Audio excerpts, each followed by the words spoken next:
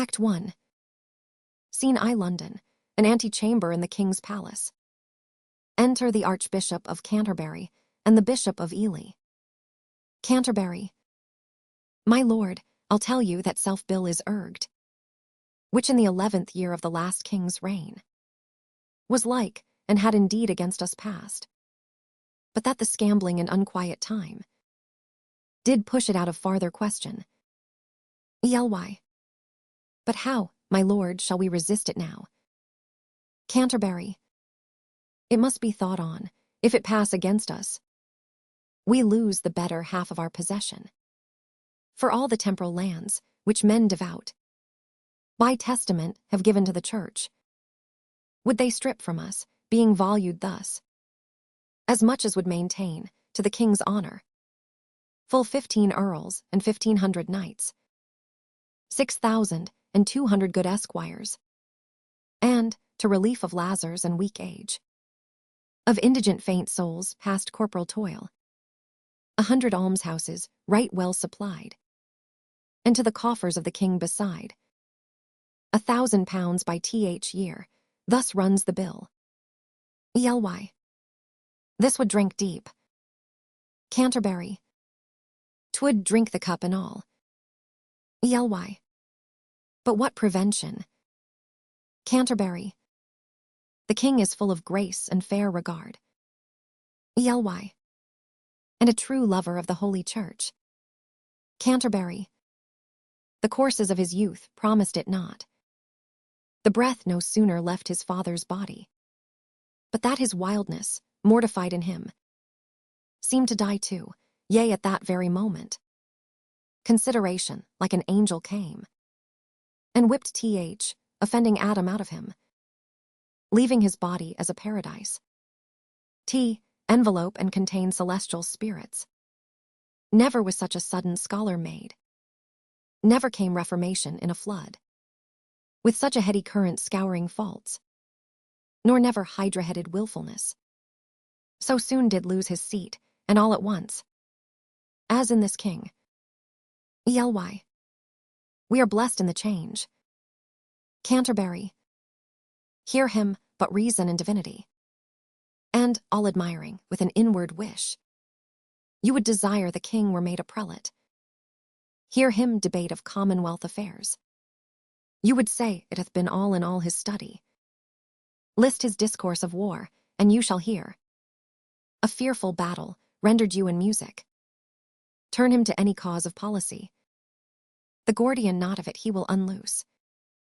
Familiar as his garter, that when he speaks, the air, a chartered libertine, is still, and the mute wonder lurketh in men's ears, to steal his sweet and honeyed sentences, so that the art and practic part of life must be the mistress to this theoric, which is a wonder how his grace should glean it, since his addiction was to courses vain, his companies unlettered, rude and shallow, his hours filled up with riots, banquets, sports, and never noted in him any study, any retirement, any sequestration from open haunts and popularity.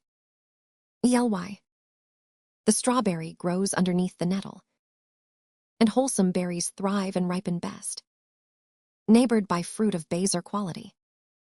And so the prince obscured his contemplation under the veil of wildness, which, no doubt, grew like the summer grass, fastest by night, unseen, yet crescive in his faculty.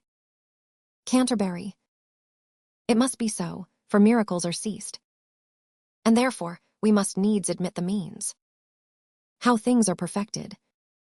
Ely. But my good lord, how now for mitigation of this bill? Urged by the Commons, doth his Majesty incline to it or no? Canterbury. He seems indifferent, or rather swaying more upon our part than cherishing exhibitors against us. For I have made an offer to his Majesty upon our spiritual convocation, and in regard of causes now in hand, which I have opened to his grace at large, as touching France, to give a greater sum than ever at one time the clergy yet did to his predecessors part withal. Ely.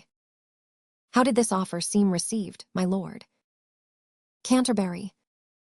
With good acceptance of his majesty, save that there was not time enough to hear, as I perceived his grace would fain have done, the severals and unhidden passages of his true titles to some certain dukedoms, and generally to the crown and seat of France, derived from Edward, his great-grandfather. Ely. What was impediment that broke this off? Canterbury. The French ambassador, upon that instant, craved audience, and the hour, I think, is come. To give him hearing, is it 4 o'clock? Ely. It is. Canterbury. Then go we in, to know his embassy, which I could, with a ready guess, declare, before the Frenchmen speak a word of it. Ely. I'll wait upon you, and I long to hear it. Scene II, the same, the presence chamber.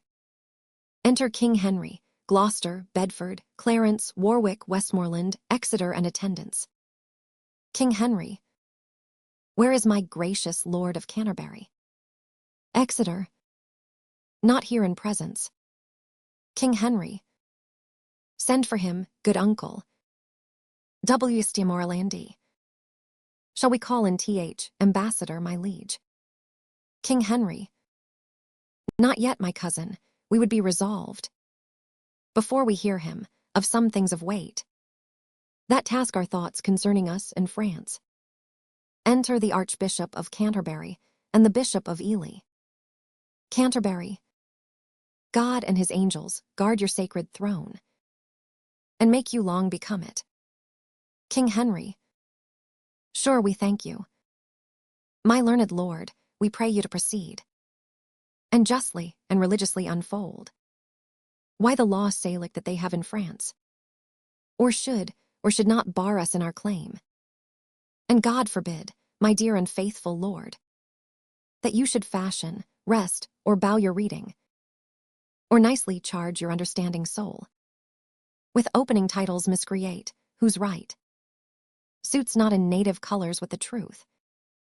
For God doth know how many now in health shall drop their blood in approbation of what your reverence shall incite us to. Therefore take heed how you impugn our person, how you awake our sleeping sword of war. We charge you in the name of God, take heed. For never two such kingdoms did contend, without much fall of blood, whose guiltless drops are everyone a woe, a sore complaint, gainst him whose wrongs gives edge unto the swords, that makes such waste in brief mortality. Under this conjuration speak, my lord, for we will hear, note, and believe in heart, that what you speak is in your conscience washed, as pure as sin with baptism. Canterbury. Then hear me, gracious sovereign, and you peers, that owe yourselves, your lives and services, to this imperial throne. There is no bar to make against your highness claim to France, but this which they produce from Pharamond. Interim, Salicum mulieres ni succedent. No woman shall succeed in Salic land, which Salic land the French unjustly glows to be the realm of France and Pharamond, the founder of this law and female bar. Yet their own authors faithfully affirm that the land Salic is in Germany, between the floods of Sala and of Elbe, where Charles the Great, having subdued the Saxons, there left behind and settled certain French, who, holding in disdain the German women, for some dishonest manners of their life, established then this law, to wit, no female should be inheritrix in Salic land, which Salic, as I said, twixt Elbe and Sala, is at this day in Germany called Meissen. Then doth it well appear the Salic law was not devised for the realm of France, nor did the French possess the Salic land until 401 and 20 years after defunction of King Pharamond. Idly suppose the founder of this law, who died within the year of our redemption, 426, and Charles the Great subdued the Saxons and did seat the French beyond the river Sala in the year 805. Besides, their writers say, King Pepin, which deposed Childeric, did, as heir general being descended of Blithild, which was daughter to King Clothaire, make claim and title to the crown of France. Hugh Capet also, who usurped the crown of Charles the Duke of Lorraine, sole heir male of the true line and stock of Charles the Great, to find his title with some shows of truth, though in pure truth it was corrupt and not, conveyed himself as the heir to the Lady Lingaire, daughter to Charlemagne, who was the son to Louis the Emperor and Louis the son of Charles the Great, also King Louis X, who was sole heir to the usurper Capet, could not keep quiet in his conscience, wearing the crown of France till satisfied that fair Queen Isabel, his grandmother, was lineal of the Lady Ermengarde, daughter to Charles, the foresaid Duke of Lorraine, by the which marriage the line of Charles the Great was reunited to the crown of France, so that, as clear as is the summer's sun, King Pepin's title and Hugh Capet's claim, King Louis's satisfaction, all of to hold in right and title of the female, so do the kings of France unto this day. Howbeit they would hold up this Salic law, to bar your highness claiming from the female, and rather choose to hide them in a net, than amply to embar their crooked titles, usurped from you and your progenitors. King Henry, may I with right and conscience make this claim. Canterbury, the sin upon my head, dread sovereign. For in the book of Numbers is it writ, when the man dies, let the inheritance descend unto the daughter. Gracious Lord, stand for your own, unwind your bloody flag. Look back into your mighty ancestors. Go, my dread Lord, to your great-grandsire's tomb, from whom you claim, invoke his warlike spirit, and your great-uncle's, Edward the Black Prince, who on the French ground played a tragedy, making defeat on the full power of France, whiles his most mighty father on a hill stood smiling to behold his lion's whelp forage in blood of French nobility. O noble English, that could entertain with half their forces the full pride of France, and let another half stand laughing by, all out of work and cold for action. Ely, awake remembrance of these valiant dead, and with your puissant arm renew their feats. You are their heir, you sit upon their throne. The blood and courage that renowned them runs in your veins, and my thrice puissant liege is in the very May morn of his youth, ripe for exploits and mighty enterprises. Exeter, your brother kings and monarchs of the earth do all expect that you should rouse yourself, as did the former lions of your blood. W. Stimorlandi. They know your grace hath cause and means and might. So hath your highness, never king of England, had nobles richer and more loyal subjects, whose hearts have left their bodies here in England, and lie pavilioned in the fields of France. Canterbury. Oh, let their bodies follow, my dear liege, with blood and sword and fire to win your right, in aid whereof we of the spirituality will raise your highness such a mighty sum as never did the clergy at one time bring in to any of your ancestors. King Henry, we must not only arm to invade the French, but lay down our proportions to defend against the Scot, who will make road upon us with all advantages. Canterbury, they of those marches, gracious sovereign, shall be a wall sufficient to defend our inland from the pilfering borderers. King Henry, we do not mean the coursing snatchers only, but fear the main intendment of the Scot, who hath been still a giddy neighbor to us. For you shall read that my great-grandfather never went with his forces into France, but that the Scot on his unfurnished kingdom came pouring, like the tide into a breach, with ample and brim fullness of his force, galling the gleaned land with hot assays, girdling with grievous siege castles and towns. That England, being empty of defence, hath shook and trembled at the ill neighbourhood. Canterbury, she hath been then more feared than harmed, my liege.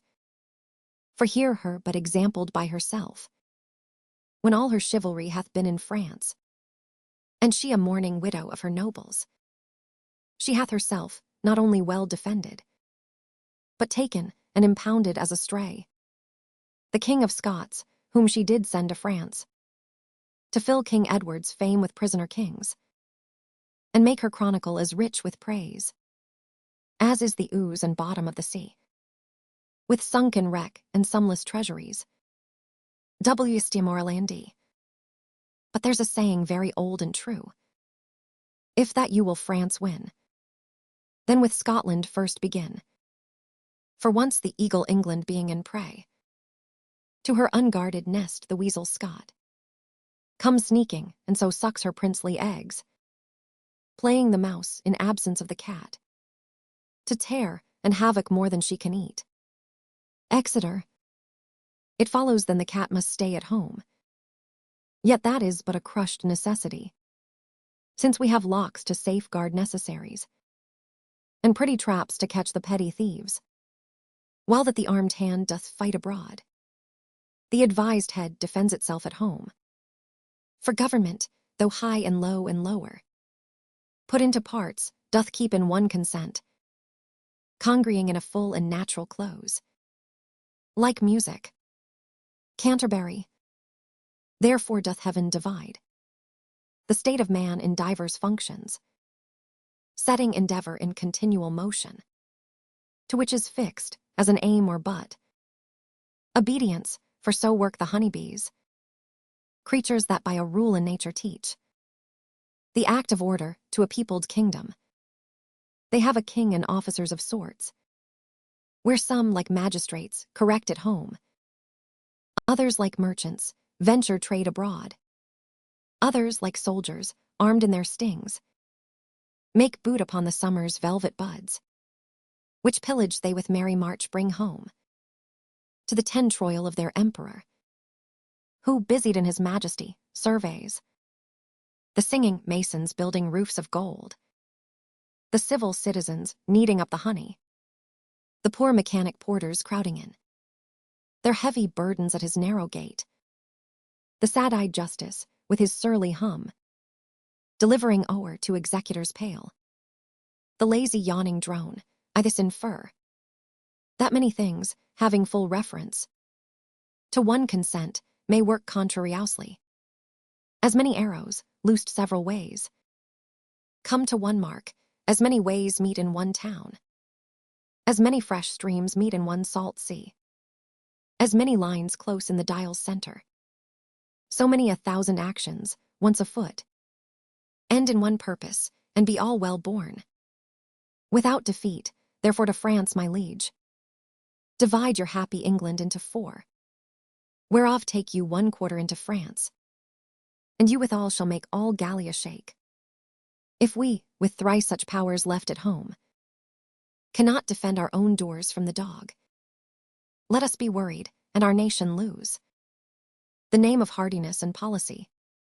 King Henry, call in the messengers sent from the Dauphin. Now are we well resolved, and by God's help, and yours, the noble sinews of our power, France being ours, will bend it to our awe, or break it all to pieces, or there will sit, ruling in large and ample empery, o'er France and all her almost kingly dukedoms, or lay these bones in an unworthy urn, tombless, with no remembrance over them. Either our history shall with full mouth speak freely of our acts, or else our grave, like Turkish mute, shall have a tongueless mouth, not worshipped with a waxen epitaph. Enter ambassadors of France. Now are we well prepared to know the pleasure of our fair cousin Dauphin, for we hear your greeting is from him, not from the king. First ambassador. May't please your majesty to give us leave, freely to render what we have in charge. Or shall we sparingly show you far off the Dauphin's meaning and our embassy? King Henry, we are no tyrant, but a Christian king, unto whose grace our passion is as subject, as is our wretches fettered in our prisons. Therefore with frank and with uncurbed plainness, tell us the Dauphin's mind. Ambassador. Thus, then, in few, your highness, lately sending into France, did claim some certain dukedoms in the right of your great predecessor, King Edward III.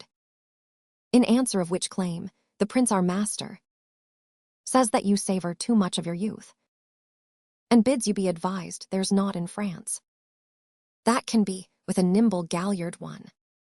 You cannot revel into dukedoms there. He therefore sends you meter for your spirit, this ton of treasure, and in lieu of this, desires you let the dukedoms that you claim hear no more of you. This the Dauphin speaks. King Henry. What treasure, uncle? Exeter. Tennis balls, my liege. King Henry. We are glad the Dauphin is so pleasant with us.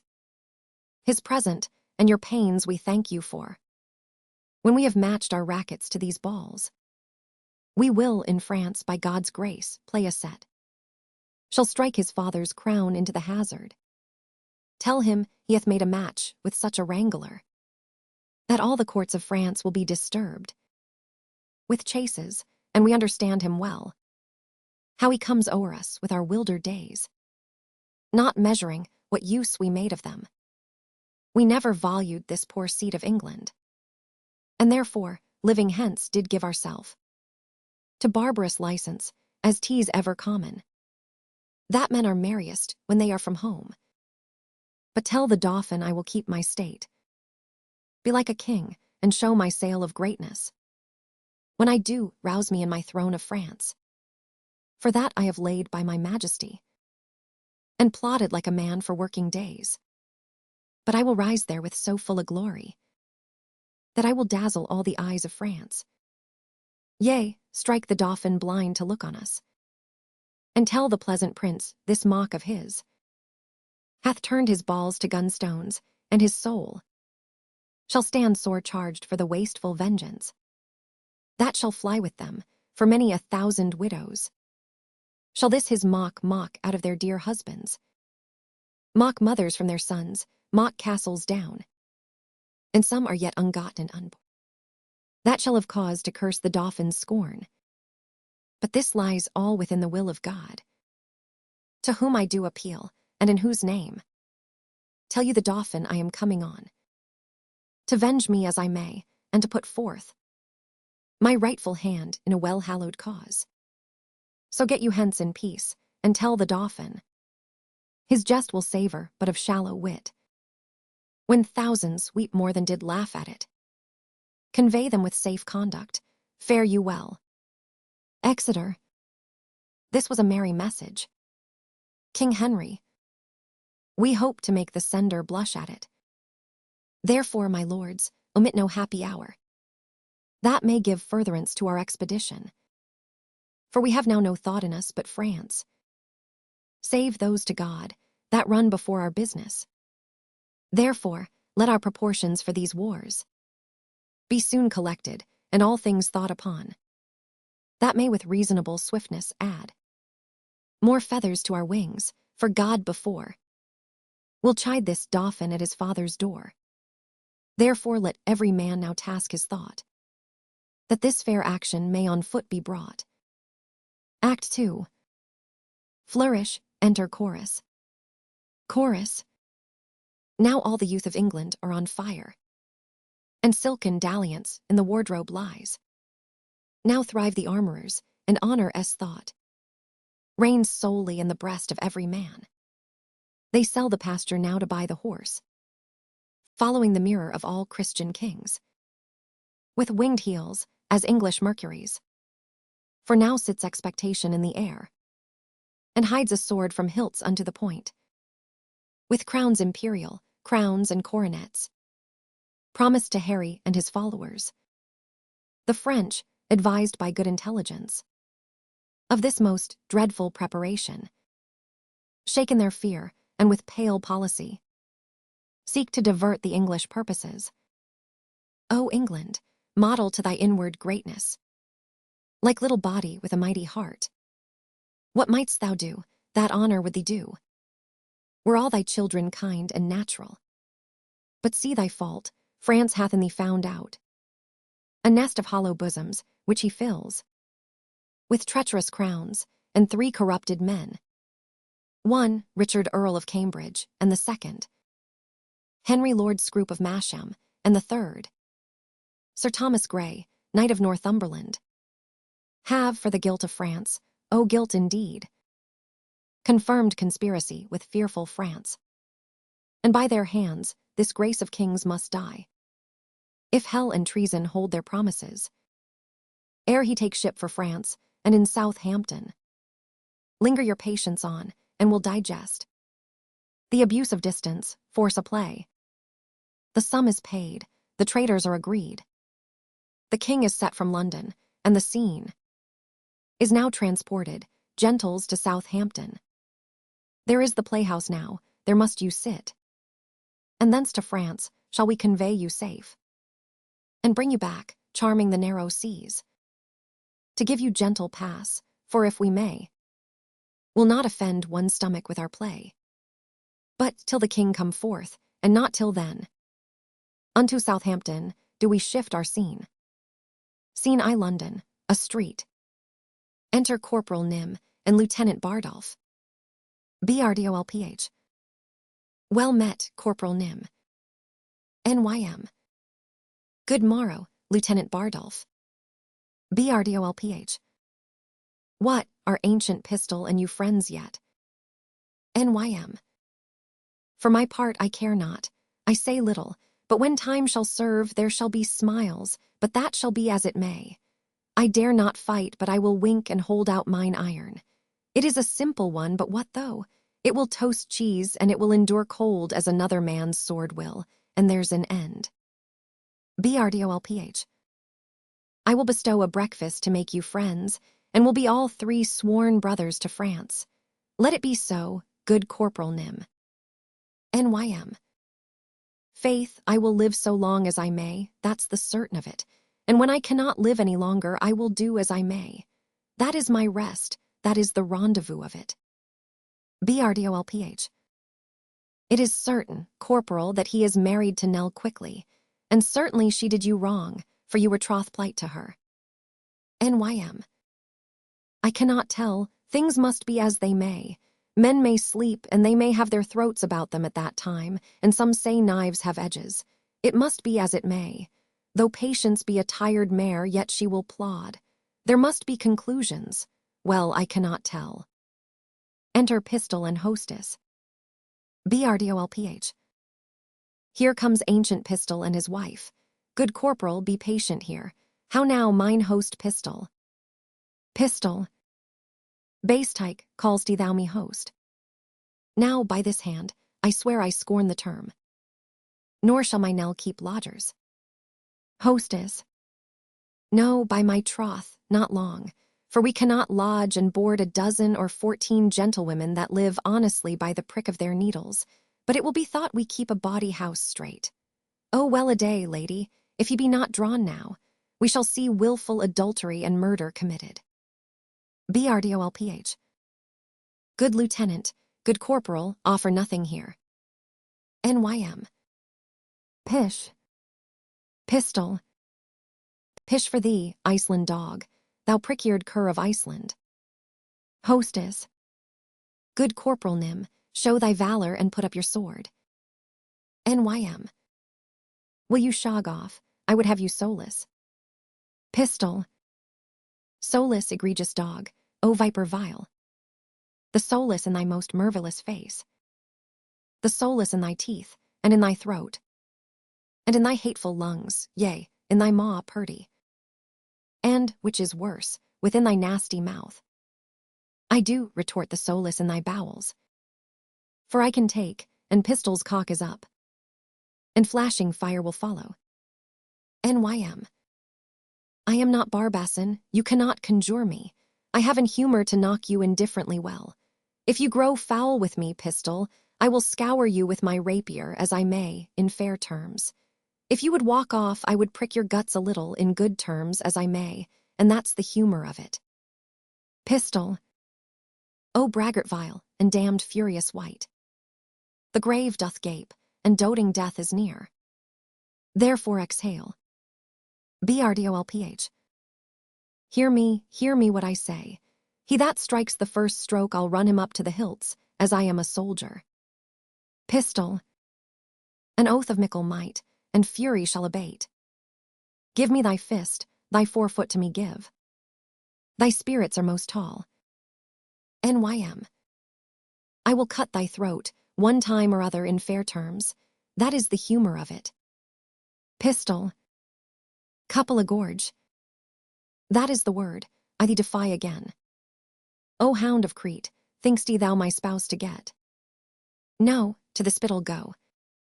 And from the powdering tub of infamy, fetch forth the lazar kite of Cressid's kind. Dal Tirshit she by name, and her espouse. I have, and I will hold the quondam quickly. For the only she, and Paka there's enough. Go to. Enter the boy. Boy. Mine host pistol, you must come to my master, and you, hostess, he is very sick and would to bed. Good Bardolph, put thy face between his sheets, and do the office of a warming pan. Faith, he's very ill. BRDOLPH. Away, you rogue. Hostess. By my troth, he'll yield the crow a pudding one of these days. The king has killed his heart. Good husband, come home presently. BRDOLPH. Come, shall I make you two friends? We must to France together. Why the devil should we keep knives to cut one another's throats? Pistol. Let floods o'erswell, and fiends for food howl on. NYM. You'll pay me the 8 shillings, I one of you at betting. Pistol. Base is the slave that pays. NYM. That now I will have, that's the humor of it. Pistol. As manhood shall compound, push home. BRDOLPH. By this sword, he that makes the first thrust, I'll kill him. By this sword I will. Pistol. Sword is an oath, and oaths must have their course. BRDOLPH. Corporal Nym, and thou wilt be friends, and thou wilt not, why then be enemies with me too? Prithee, put up. NYM. I shall have my 8 shillings, I won from you at betting. Pistol. A noble shalt thou have, and present pay. And liquor likewise will I give to thee. And friendship shall combine, and brotherhood. I'll live by Nym, and Nym shall live by me. Is not this just, for I shall sutler be? Unto the camp, and profits will accrue. Give me thy hand. NYM. I shall have my noble. Pistol. In cash most justly paid. NYM. Well then, that's the humor oft. Enter hostess. Hostess. As ever you come of women, come in quickly to Sir John. Ah, poor heart, he is so shacked of a burning quotidian tertian, that it is most lamentable to behold. Sweet men, come to him. NYM. The king hath run bad humors on the night, that's the even of it. Pistol. Nym, thou hast spoke the right. His heart is fracted and corroborate. NYM. The king is a good king, but it must be as it may, he passes some humors and careers. Pistol. Let us condole the night, for lambkins we will live. Scene II, Southampton, a council chamber. Enter Exeter, Bedford, and Westmoreland. Bedford. For God, his grace is bold to trust these traitors. Exeter. They shall be apprehended by and by. W. Stimorlandi. How smooth, and even they do bear themselves, as if allegiance in their bosoms sat. crowned with faith and constant loyalty. Bedford. The king hath note of all that they intend, by interception, which they dream not of. Exeter. Nay, but the man that was his bedfellow, whom he hath dulled and cloyed with gracious favours, that he should, for a foreign purse, so sell his sovereign's life to death and treachery. Trumpets sound. Enter King Henry, Scroop, Cambridge, and Grey. King Henry. Now sits the wind fair, and we will aboard. My lord of Cambridge, and my kind lord of Masham. And you, my gentle knight, give me your thoughts. Think you not that the powers we bear with us will cut their passage through the force of France, doing the execution and the act, for which we have in head assembled them? Scrop. No doubt, my liege, if each man do his best. King Henry.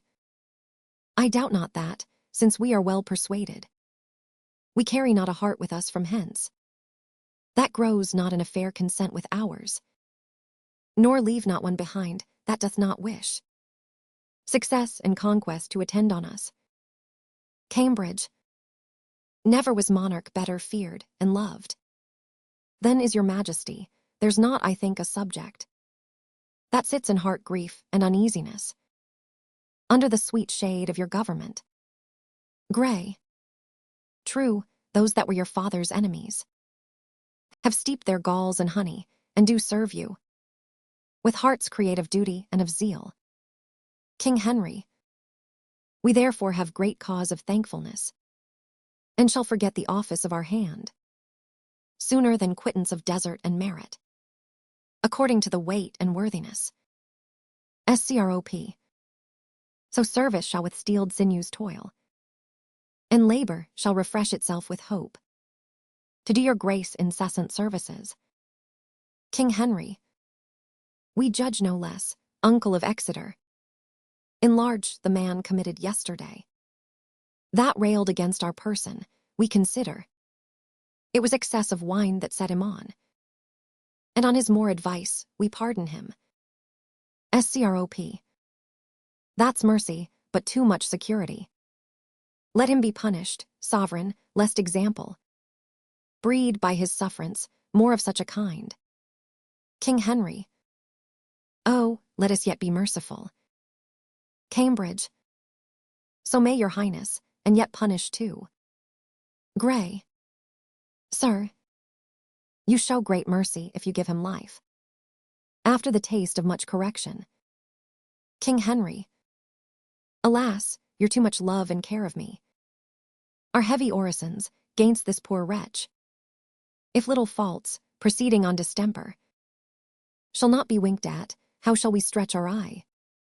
When capital crimes, chewed, swallowed, and digested, appear before us, will yet enlarge that man, though Cambridge, Scroop, and Grey, in their dear care and tender preservation of our person, would have him punished.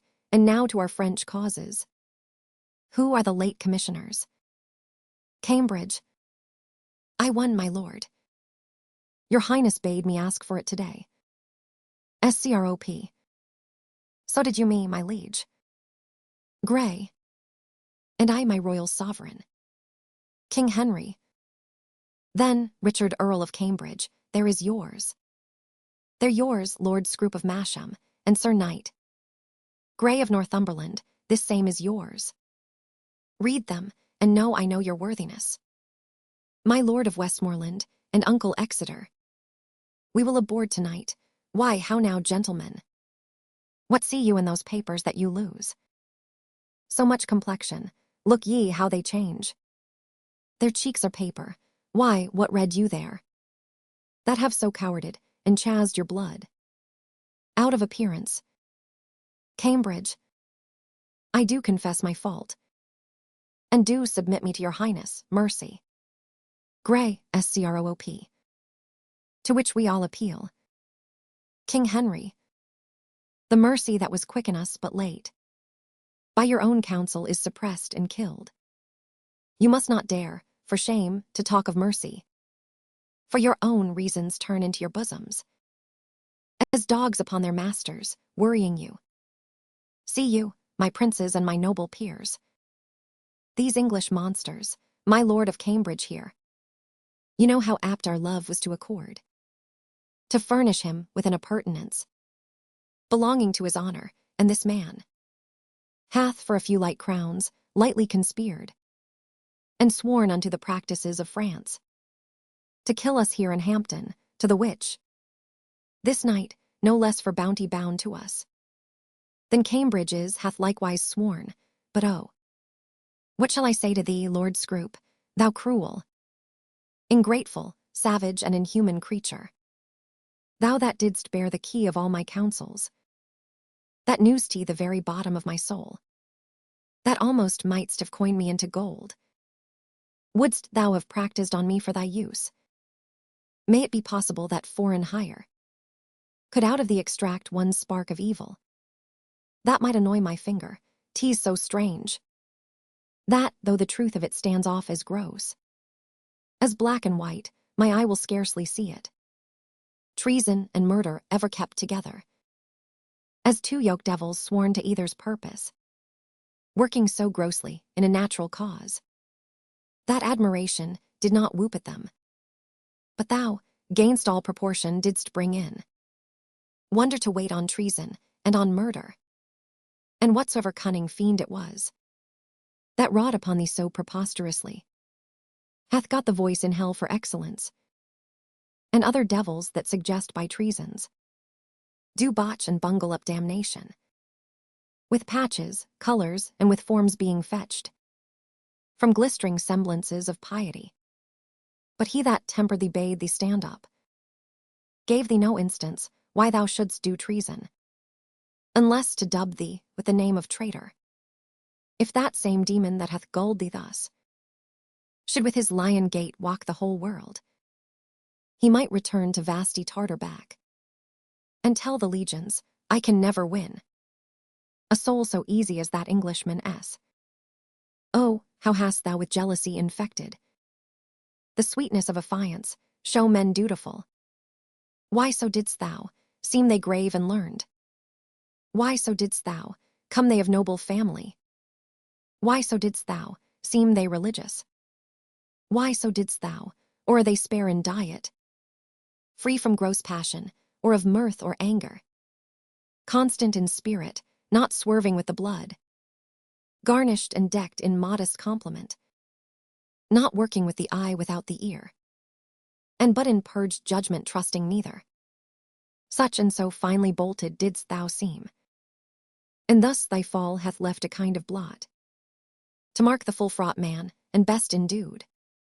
With some suspicion, I will weep for thee, for this revolt of thine, methinks, is like another fall of man. Their faults are open. Arrest them to the answer of the law, and God acquit them of their practices. Exeter, I arrest thee of high treason, by the name of Richard Earl of Cambridge. I arrest thee of high treason, by the name of Henry Lord Scroop of Masham. I arrest thee of high treason, by the name of Thomas Grey, Knight of Northumberland. Scrop. Our purposes God justly hath discovered, and I repent my fault more than my death, which I beseech your highness to forgive, although my body pay the price of it. Cambridge, for me, the gold of France did not seduce, although I did admit it as a motive, the sooner to effect what I intended. But God be thanked for prevention, which I in sufferance heartily will rejoice, beseeching God and you to pardon me. Grey, never did faithful subject more rejoice at the discovery of most dangerous treason than I do at this hour joy o'er myself, prevented from a damned enterprise. My fault, but not my body, pardons sovereign. King Henry, God quit you in his mercy, hear your sentence. You have conspired against our royal person, joined with an enemy proclaimed, and from his coffers received the golden earnest of our death, wherein you would have sold your king to slaughter, his princes and his peers to servitude, his subjects to oppression and contempt, and his whole kingdom into desolation. Touching our person seek we no revenge, but we our kingdom's safety must so tender, whose ruin you have sought, that to her laws we do deliver you. Get you therefore hence, poor miserable wretches, to your death, the taste whereof God of his mercy you patience to endure, and true repentance of all your dear offences, bear them hence. Exeunt Cambridge, Scroop and Grey, guarded now lords for France, the enterprise whereof shall be to you, as us like glorious. We doubt not of a fair and lucky war, since God so graciously hath brought to light this dangerous treason lurking in our way. To hinder our beginnings, we doubt not now, but every rub is smoothed on our way. Then forth, dear countrymen, let us deliver our puissance into the hand of God, putting it straight in expedition, cheerly to see the signs of war advance. No king of England, if not king of France, seen London before a tavern. Enter Pistol, Nym, Bardolph, boy and hostess. Hostess. Prithee, honey, sweet husband, let me bring thee to Staines. Pistol. No, for my manly heart doth yearn. Bardolph, be blithe. Nym, rouse thy vaunting veins. Boy, bristle thy courage up, for Falstaff he is dead, and we must yearn therefore. Brdolph. Would I were with him, wheresoever he is, either in heaven or in hell. Hostess. Nay, sure, he's not in hell. He's in Arthur's bosom, if ever man went to Arthur's bosom. A made a finer end and went away, and it had been any Christum child. A parted even just between 12 and 1, even at the turning o' the tide. For after I saw him fumble with the sheets and play with flowers and smile upon his fingers' ends, I knew there was but one way, for his nose was as sharp as a pen, and a babbled of green fields. How now, Sir John, quoth I, what man be o' good cheer? So a cried out, God, God, God, 3 or 4 times. Now I to comfort him bid him a should not think of God. I hopped there was no need to trouble himself with any such thoughts yet. So a bade me lay more clothes on his feet. I put my hand into the bed and felt them, and they were as cold as any stone. Then I felt to his knees, and so upward, and all was as cold as any stone. Nym. They say he cried out of sack. Hostess. I that a did. Brdolph. And of women. Hostess. Nay, that a did not. Boy. Yes, that a did, and said they were devils incarnate. Hostess. A could never abide carnation. 'Twas a color he never liked. Boy. A said once, the devil would have him about women. Hostess. A did in some sort, indeed, handle women, but then he was rheumatic and talked of the whore of Babylon. Boy. Do you not remember? A saw a flea stick upon Bardolph's nose, and a said it was a black soul burning in hell fire. Brdolph. Well, the fuel is gone that maintained that fire. That's all the riches I got in his service. Nym. Shall we shog? The king will be gone from Southampton. Pistol. Come, let's away. My love, give me thy lips. Look to my chattels and my movables. Let senses rule. The word is pitch and pay. Trust none. For oaths are straws, men's faiths are wafer cakes. And holdfast is the only dog, my duck. Therefore, Cavito be thy counselor. Go clear thy crystals, yoke fellows in arms. Let us to France, like horse leeches, my boys. To suck, the very blood to suck. Boy. And that's but unwholesome food, they say. Pistol. Touch her soft mouth, and march. Brdolph. Farewell, hostess. Nym. I cannot kiss, that is the humor of it, but adieu. Pistol.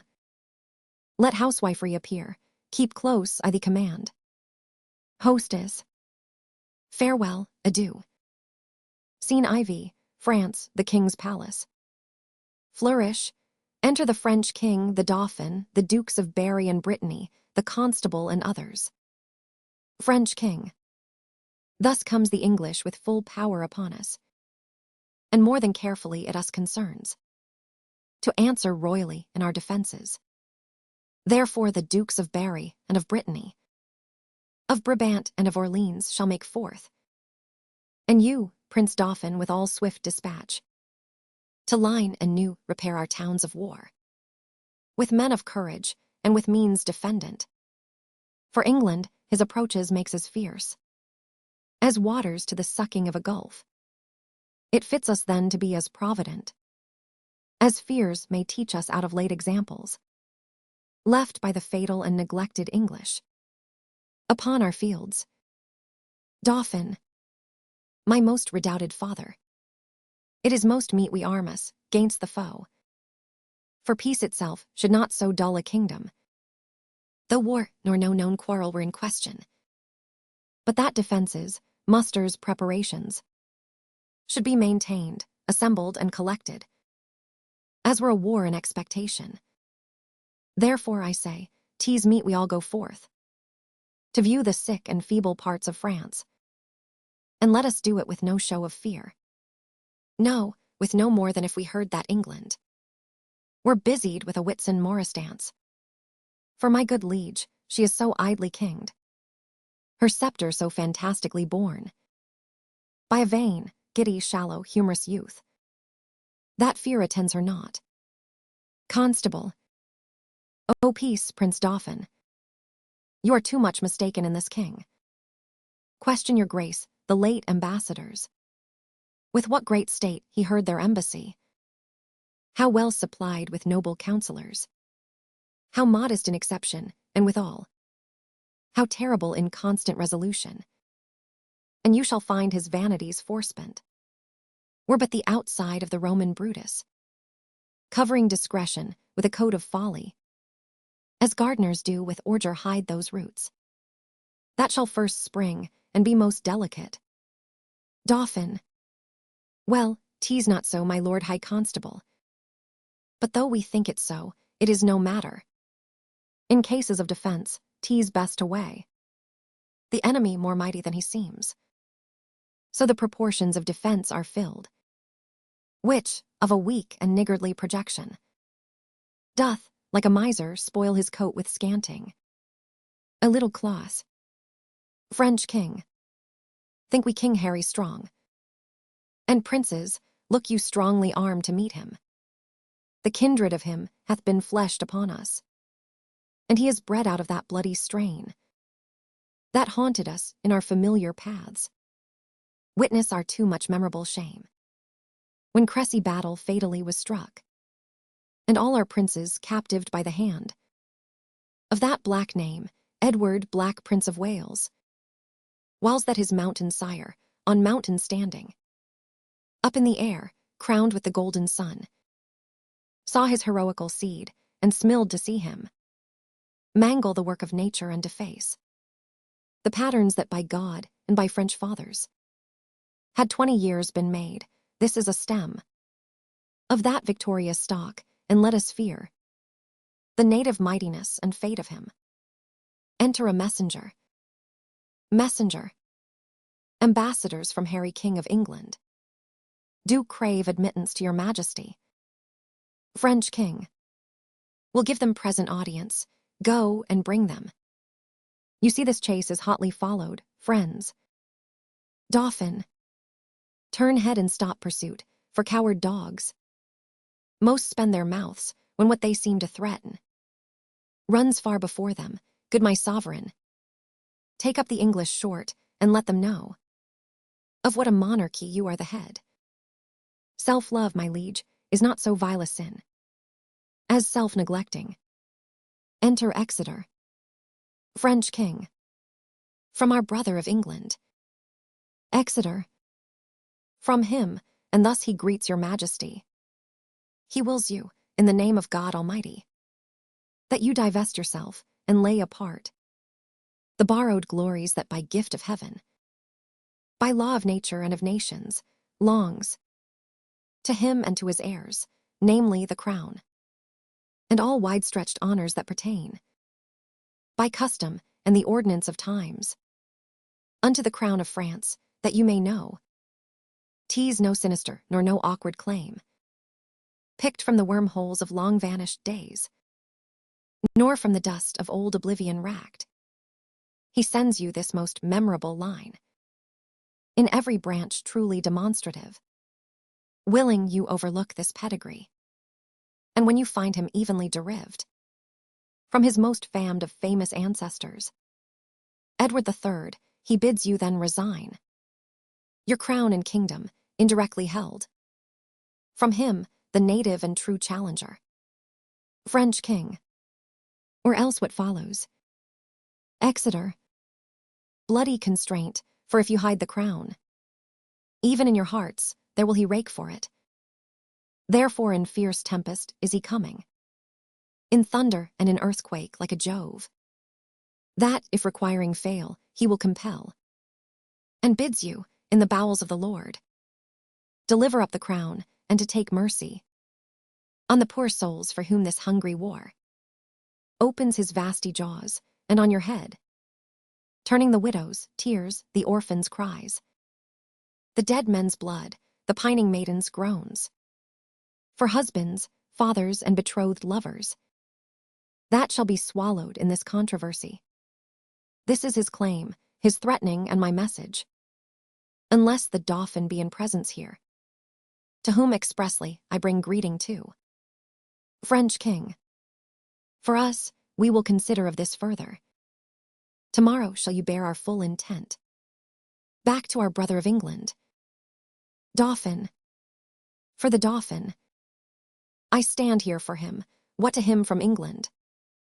Exeter, scorn and defiance, slight regard, contempt, and anything that may not misbecome the mighty sender doth he prize you at.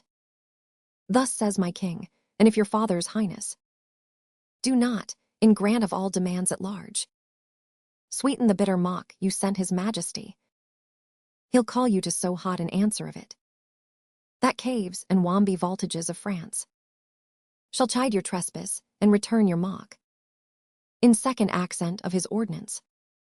Dauphin, say, if my father render fair return, it is against my will, for I desire nothing but odds with England, to that end, as matching to his youth and vanity, I did present him with the Paris balls. Exeter, he'll make your Paris Louvre shake for it, were it the mistress court of mighty Europe. And be assured, you'll find a difference, as we his subjects have in wonder found, between the promise of his greener days, and these he masters now he weighs time, even to the utmost grain, that you shall read in your own losses, if he stay in France. French king, tomorrow shall you know our mind at full. Exeter, dispatch us with all speed, lest that our king come here himself to question our delay, for he is footed in this land already. French king, you shall be soon dispatched with fair conditions. A night is but small breath and little pause to answer matters of this consequence. Act 3. Flourish, enter chorus. Chorus. Thus with imagined wing our swift scene flies, in motion of no less celerity than that of thought. Suppose that you have seen the well-appointed king at Hampton Pier embark his royalty and his brave fleet, with silken streamers the young Phoebus fanning. Play with your fancies, and in them behold, upon the hempen tackle ship-boys climbing. Hear the shrill whistle which doth order give to sounds confuzzed. Behold the threadened sails, borne with the invisible and creeping wind, draw the huge bottoms through the furrowed sea, breasting the lofty surge. Oh, do but think, you stand upon the rivage and behold a city on the inconstant billows dancing. For so appears this fleet majestical, holding due course to Harfleur. Follow, follow. Grapple your minds to sternage of this navy, and leave your England as dead midnight still, guarded with grandsires, babies, and old women. Either past, or not a riv to pith and puissance. For who is he, whose chin is but enriched with one appearing hair, that will not follow these culled and choice-drawn cavaliers to France? Work your thoughts, and therein see a siege. Behold the ordnance on their carriages, with fatal mouths, gaping on girded harfleur. Suppose the ambassador from the French comes back, tells Harry that the king doth offer him Catharine his daughter, and with her to dowry some petty and unprofitable dukedoms. The offer likes not, and the nimble gunner with linstock now the devilish cannon touches, and down goes all before them. Still be kind, and eke out our performance with your mind.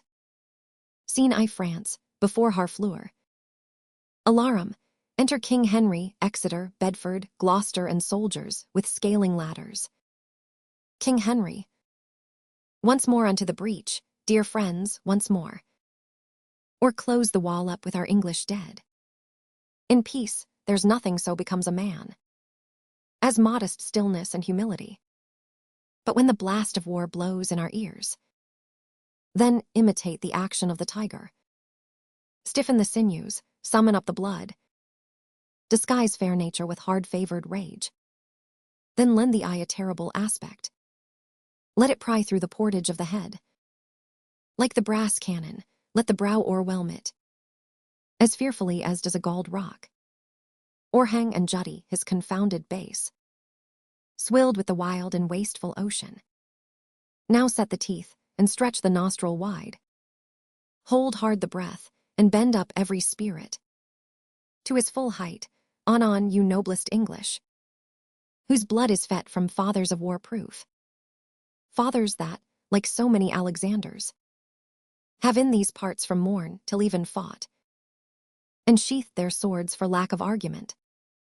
Dishonor not your mothers, now attest that those whom you called fathers did beget you. Be copy now to men of grosser blood, and teach them how to war. And you, good yeomen, whose limbs were made in England, show us here the mettle of your pasture. Let us swear that you are worth your breeding, which I doubt not. For there is none of you so mean and base that hath not noble luster in your eyes.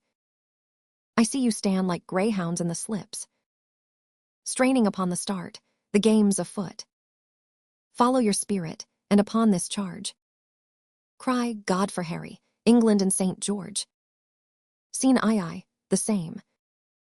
Enter Nym, Bardolph, Pistol, and Boy. Bardolph. On, to the breach, to the breach. Nym. Pray thee, corporal, stay. The knocks are too hot, and for mine own part I have not a case of lives. The humor of it is too hot, that is the very plain song of it. Pistol. The plain song is most just, for humors do abound. Knocks go and come, God's vassals drop and die. And sword and shield, in bloody field, doth win immortal fame. Boy. Would I were in an alehouse in London, I would give all my fame for a pot of ale and safety.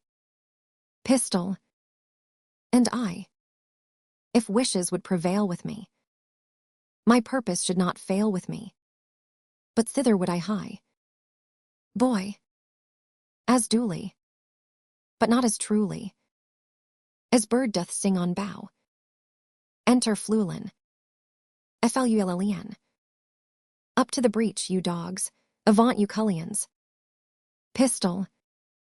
Be merciful, great Duke, to men of mould. Abate thy rage, abate thy manly rage. Abate thy rage, great Duke. Good Bawcock, bate thy rage, use lenity, sweet Chuck. Nym.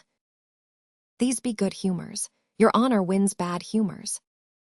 Boy. As young as I am, I have observed these three swashers. I am boy to them all three, but all they three, though they would serve me, could not be man to me. For indeed 3 such antics do not amount to a man. For Bardolph, he is white-livered and red-fact, by the means whereof effaces it out, but fights not. For Pistol, he hath a killing tongue and a quiet sword, by the means whereof a breaks words and keeps whole weapons. For Nim, he hath heard that men of few words are the best men, and therefore he scorns to say his prayers, lest a should be thought a coward. But his few bad words are matched with his few good deeds, for a never broke any man's head but his own, and that was against a post when he was drunk. They will steal anything, and call it purchase. Bardolph stole a lute case, bore it 12 leagues, and sold it for 3 halfpence. Nim and Bardolph are sworn brothers in filching, and in Calais they stole a fire shovel. I knew by that piece of service the men would carry coals.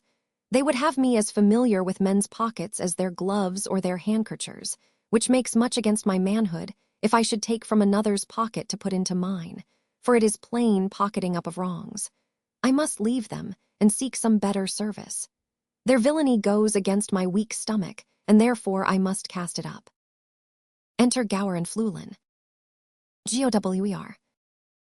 Captain Flewlin, you must come presently to the mines.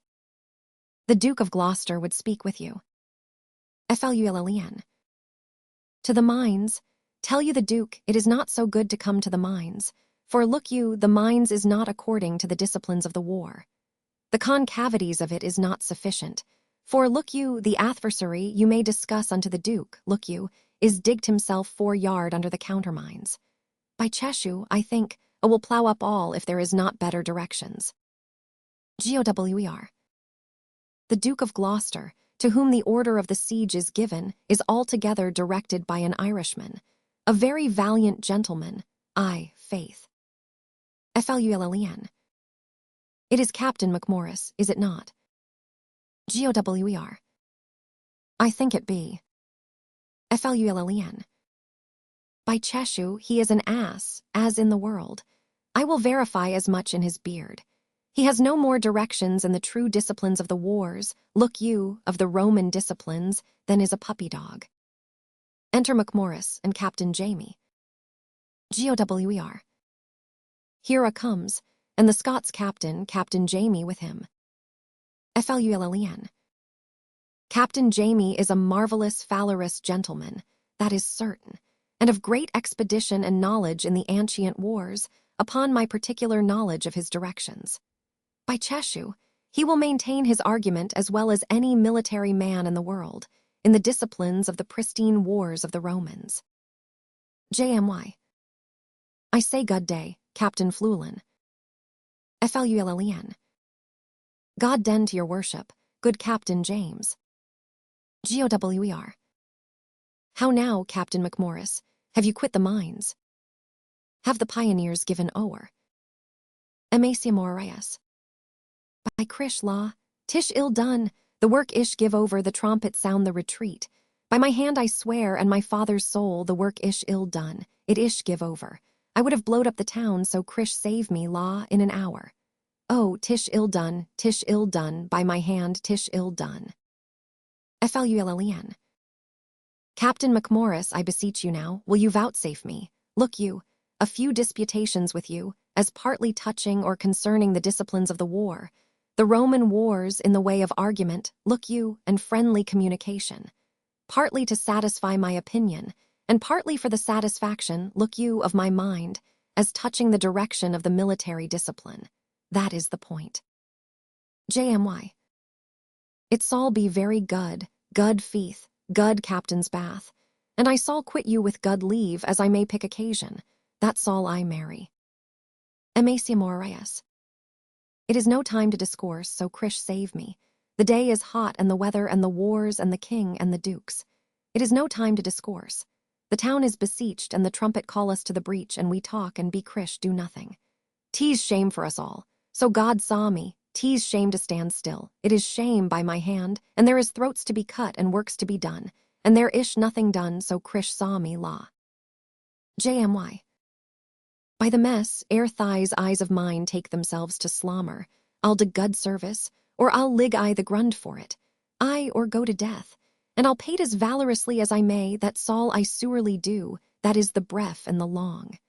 Mary, I wad full fain heard some question tween you tway. FLULLEN. Captain MacMorris, I think, look you, under your correction there is not many of your nation. Emaciamorias. Of my nation, what ish my nation? Ish a villain and a bastard and a knave and a rascal, what ish my nation, who talks of my nation? Flulln. Look you, if you take the matter otherwise than is meant, Captain MacMorris, peradventure I shall think you do not use me with that affability as in discretion you ought to use me. Look you, being as good a man as yourself, both in the disciplines of war and in the derivation of my birth and in other particularities. Emaciamoreus. I do not know you so good a man as myself, so Krish save me. I will cut off your head. GOWER. Gentlemen both, you will mistake each other. JMY. That's a foul fault. GOWER. The town sounds a parley. FLULLEN. Captain MacMorris, when there is more better opportunity to be required, look you, I will be so bold as to tell you I know the disciplines of war, and there is an end. Scene III, before the gates. The governor and some citizens on the walls, the English forces below. Enter King Henry and his train. King Henry. How yet resolves the governor of the town? This is the latest parle we will admit. Therefore to our best mercy give yourselves. Or like to men, proud of destruction. Defy us to our worst, for, as I am a soldier, a name that in my thoughts becomes me best. If I begin the battery once again, I will not leave the half-achieved Harfleur, till in her ashes she lie buried. The gates of mercy shall be all shut up, and the fleshed soldier, rough and hard of heart, in liberty of bloody hand shall reign, with conscience wide as hell, mowing like grass. Your fresh fair virgins, and your flowering infants. What is it then to me, if impious war, arrayed in flames like to the prince of fiends, do with his smirched complexion all fell feats, and linked to waste and desolation? What is to me, when you yourselves are cause, if your pure maidens fall into the hand of hot enforcing violation? What reign can hold licentious wickedness?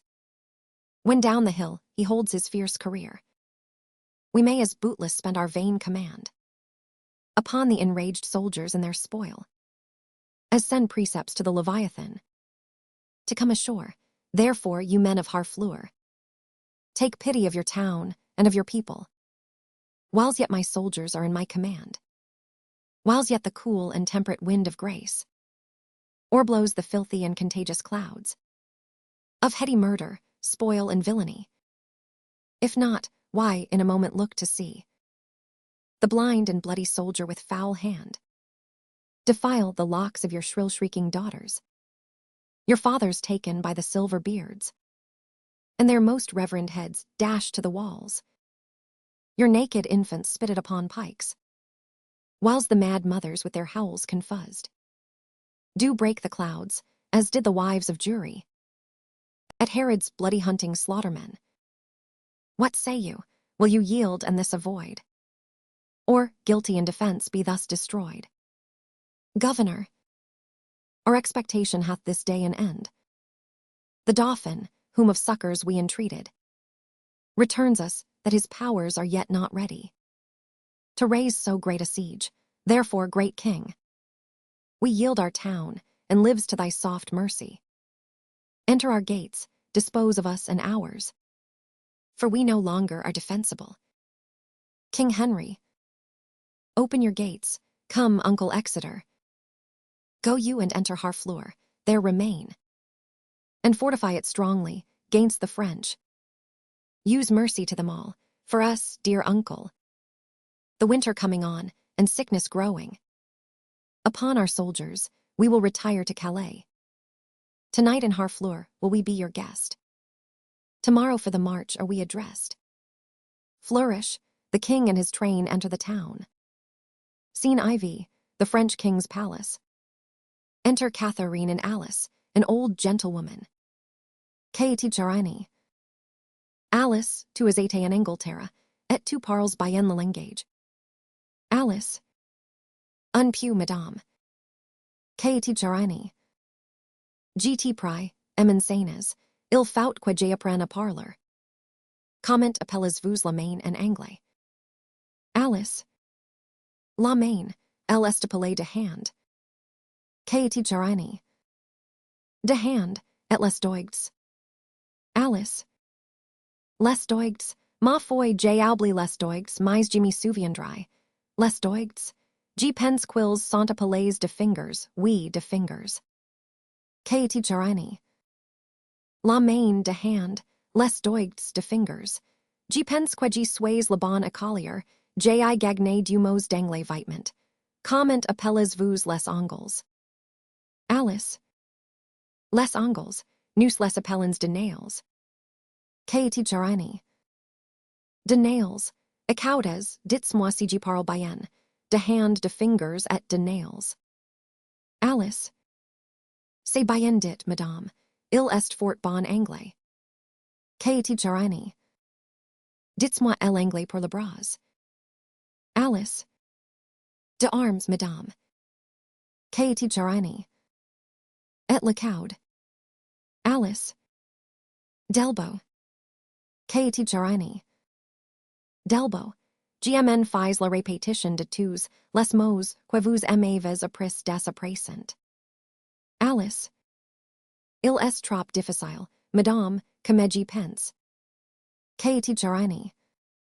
Excusez-moi, Alice. Acaudes, de hand, de fingers, de nails, d'arm, de bilbo. Alice. D'elbow, madame. Qu'est jarani? O Seigneur de GMN oublie, d'elbow. Comment appelles-vous le col? Alice. De nick, madame. Qu'est jarani? De nick, et lamentin. Alice. De chin. Qu'est jarani? De sin, le col de nick, lamentin de sin. Alice. Oui, sauf votre honneur, en vérité, vous prononcez les mots aussi droit que les natifs d'Angleterre. Qu'est jarani? Je n'ai doubt point de prendre, par la grâce de Dieu, et en peu de temps. Alice. En avez-vous, pas déjà oublié ce que je vous ai enseigné? Qu'est jarani? Non, je réciterai à vous promptement, de hand, de fingers, de males. Alice. De nails, madame. Qu'est jarani? De nails, de arm, de elbow. Alice. Sauf votre honneur, de elbow. Qu'est jarani? Ainsi dis d'elbow, de nick, et de sin. Comment appelles-vous la paille et la robe? Alice. De foot, madame, et de cown. Qu'est jarani? De foot et de cown. O Seigneur Dieu. Ils sont les mots de son mauvais, corruptible, gros, et impudique, et non pour les dames de honneur d'user. Je ne voudrais prononcer cs mots devant les seigneurs de France pour tout le monde. Faux, le foot et le cown. Néanmoins, je réciterai une autre fois ma leçon ensemble. De hand, de fingers, de nails, d'arm, d'elbow, de nick, de sin, de foot, de cown. Alice. Excellent, madame. Qu'est jarani? C'est says pour une fois. Allen's news at diner. Scene be the same. Enter the King of France, the Dauphin, the Duke of Bourbon, the Constable of France, and others. French King. 'Tis certain he hath passed the river Somme. Constable. And if he be not fought withal, my lord, let us not live in France, let us quit all, and give our vineyards to a barbarous people. Dauphin. O dia vivant, shall a few sprays of us, the emptying of our fathers' luxury, our scions put in wild and savage stock, spurred up so suddenly into the clouds, and overlook their grafters. Bourbon. Normans, but bastard Normans, Norman bastards. Mort de ma vie, if they march along. Unfought withal, but I will sell my dukedom, to buy a slobbery and a dirty farm, in that nookshotten Isle of Albion. Constable. Dia de battles, where have they this metal? Is not their climate foggy, raw and dull? On whom, as in despite, the sun looks pale, killing their fruit with frowns, can sodden water, A drench for serene jades, their barley broth. Decoct their cold blood to such valiant heat. And shall our quick blood, spirited with wine, seem frosty, oh, for honor of our land? Let us not hang like roping icicles upon our houses' thatch, whiles a more frosty people sweat drops of gallant youth in our rich fields. Poor we may call them in their native lords. Dauphin, by faith and honor. Our madams mock at us, and plainly say, our metal is bred out, and they will give their bodies to the lust of English youth, to new store France with bastard warriors. Bourbon, they bid us to the English dancing schools, and teach La Volta's high and swift corantos, saying our grace is only in our heels, and that we are most lofty runaways. French king, where is Montchy the herald? Speed him hence. Let him greet England with our sharp defiance. Up, princes, and with spirit of honor edged, more sharper than your swords, high to the field. Charles de Labreth, High Constable of France. You Dukes of Orleans, Bourbon, and of Berry. Alençon, Brabant, Bar, and Burgundy. Jacques Chatelain, Rambures, Vaudemont. Beaumont, Grandpré, Rousey, and Falconbridge. Foix, Lestrel, Boucicault, and Charleroi. High Dukes, great princes, barons, lords, and knights. For your great seats now quit you of great shames. Bar Harry England, that sweeps through our land, with pennons painted in the blood of Harfleur. Rush on his host, as doth the melted snow, upon the valleys, whose low vassals the Alps doth spit, and void his room upon. Go down upon him, you have power enough, and in a captive chariot into Rouen. Bring him our prisoner. Constable, this becomes the great. Sorry am I his numbers are so few, his soldiers sick and famished in their march. For I am sure, when he shall see our army, he'll drop his heart into the sink of fear, and for achievement offer us his ransom. French king, therefore, Lord Constable, haste on Montchy, and let him say to England that we send, to know what willing ransom he will give. Prince Dauphin, you shall stay with us in Rouen. Dauphin, not so, I do beseech your majesty. French king, be patient, for you shall remain with us. Now forth, Lord Constable and princes all, and quickly bring us word of England's fall. Scene VI, the English camp in Picardy. Enter Gower and Fluellen, meeting. GOWER. How now, Captain Fluellen, come you from the bridge? FLULLEN. I assure you, there is very excellent services committed at the bridge. GOWER. Is the Duke of Exeter safe? FLULLEN. The Duke of Exeter is as magnanimous as Agamemnon, and a man that I love and honor with my soul, and my heart, and my duty, and my life, and my living, and my uttermost power. He is not, God be praised and blessed, any hurt in the world, but keeps the bridge most valiantly, with excellent discipline. There is an ancient lieutenant there at the bridge. I think in my very conscience he is as valiant a man as Mark Antony, and he is a man of no estimation in the world, but I did see him do as gallant service. GOWER. What do you call him? FLULLEN. He is called Ancient Pistol. GOWER. I know him not. Enter Pistol. FLULLEN. Here is the man. Pistol. Captain, I thee beseech to do me favors. The Duke of Exeter doth love thee well. FLULLEN. I praise God, and I have merited some love at his hands.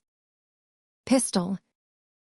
Bardolph, a soldier, firm and sound of heart, and of buxom valor, hath by cruel fate, and giddy fortune's furious fickle wheel, that goddess blind, that stands upon the rolling restless stone.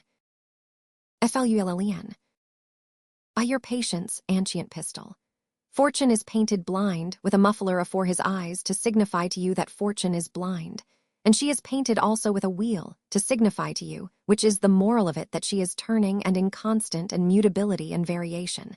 And her foot, look you, is fixed upon a spherical stone, which rolls and rolls and rolls.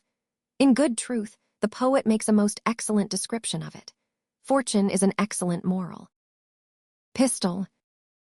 Fortune is Bardolph's foe, and frowns on him. For he hath stolen a pax, and hanged must a be. A damned death. Let gallows gape for dog, let man go free. And let not hemp his windpipe suffocate. But Exeter hath given the doom of death. For pax of little price. Therefore go speak, the Duke will hear thy voice. And let not Bardolph's vital thread be cut. With edge of penny cord and vile reproach. Speak, captain, for his life, and I will thee requite. Flulln. Ancient pistol, I do partly understand your meaning. Pistol. Why then, rejoice therefore. Flulln. Certainly, ancient, it is not a thing to rejoice at. For if, look you, he were my brother, I would desire the Duke to use his good pleasure and put him to execution, for discipline ought to be used. Pistol. Die and be damned, and fico for thy friendship. Flulln. It is well. Pistol. The fig of Spain. Flulln. Very good. GOWER. Why, this is an arrant counterfeit rascal. I remember him now, a bawd, a cut-purse. Flulln. I'll assure you, uttered as brave words at the pridge as you shall see in a summer's day. But it is very well. What he has spoke to me, that is well, I warrant you, when time is serve. GOWER. Why, T is a gull, a fool, a rogue, that now and then goes to the wars, to grace himself at his return into London under the form of a soldier. And such fellows are perfect in the great commanders' names, and they will learn you by rote where services were done. At such and such a sconce, at such a breach, at such a convoy, who came off bravely, who was shot, who discracked, what terms the enemy stood on. And this they con perfectly in the phrase of war, which they trick up with new-tuned oaths. And what a beard of the general's cut, and a horrid suit of the camp will do among foaming bottles and ale-washed wits, is wonderful to be thought on. But you must learn to know such slanders of the age, or else you may be marvelously mistook. Flulln. I tell you what, Captain Gower, I do perceive he is not the man that he would gladly make show to the world he is. If I find a hole in his coat, I will tell him my mind. Hark you, the king is coming, and I must speak with him from the pridge. Drum and colours. Enter King Henry, Gloucester, and his poor soldiers. God bless your majesty. King Henry. How now, Flulln, cam'st thou from the bridge? Flulln. I so please your majesty. The Duke of Exeter has very gallantly maintained the pridge. The French is gone off, look you, and there is gallant and most brave passages. Mary Th. adversary was have possession of the pridge, but he is enforced to retire, and the Duke of Exeter is master of the pridge. I can tell your majesty, the Duke is a brave man. King Henry. What men have you lost, Flulln? Flulln.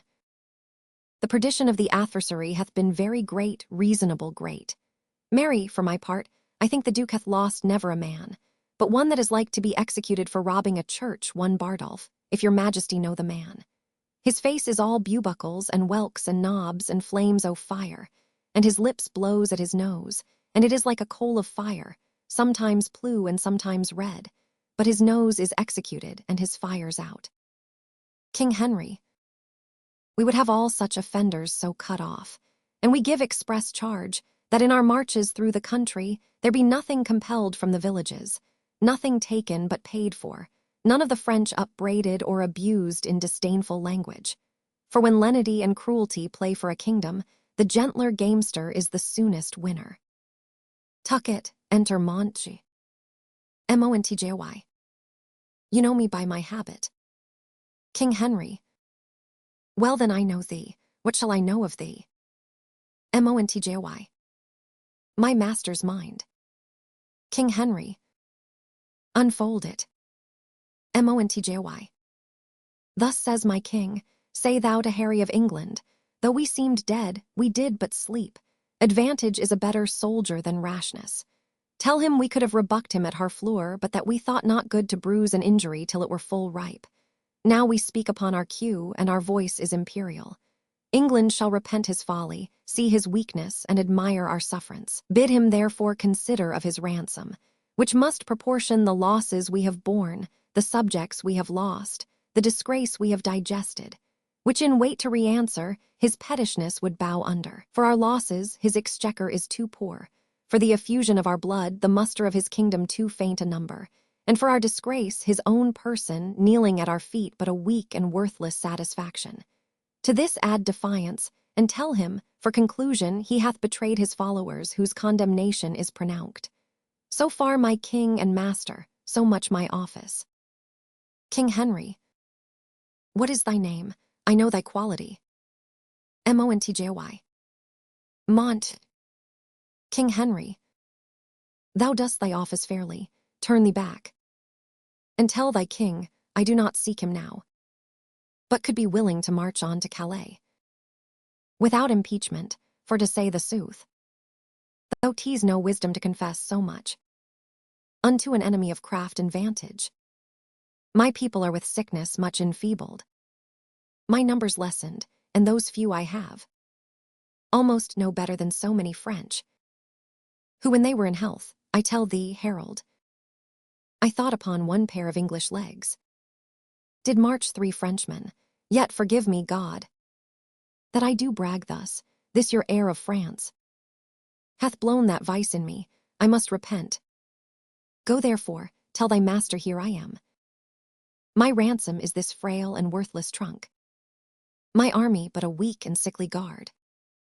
Yet God before, tell him we will come on.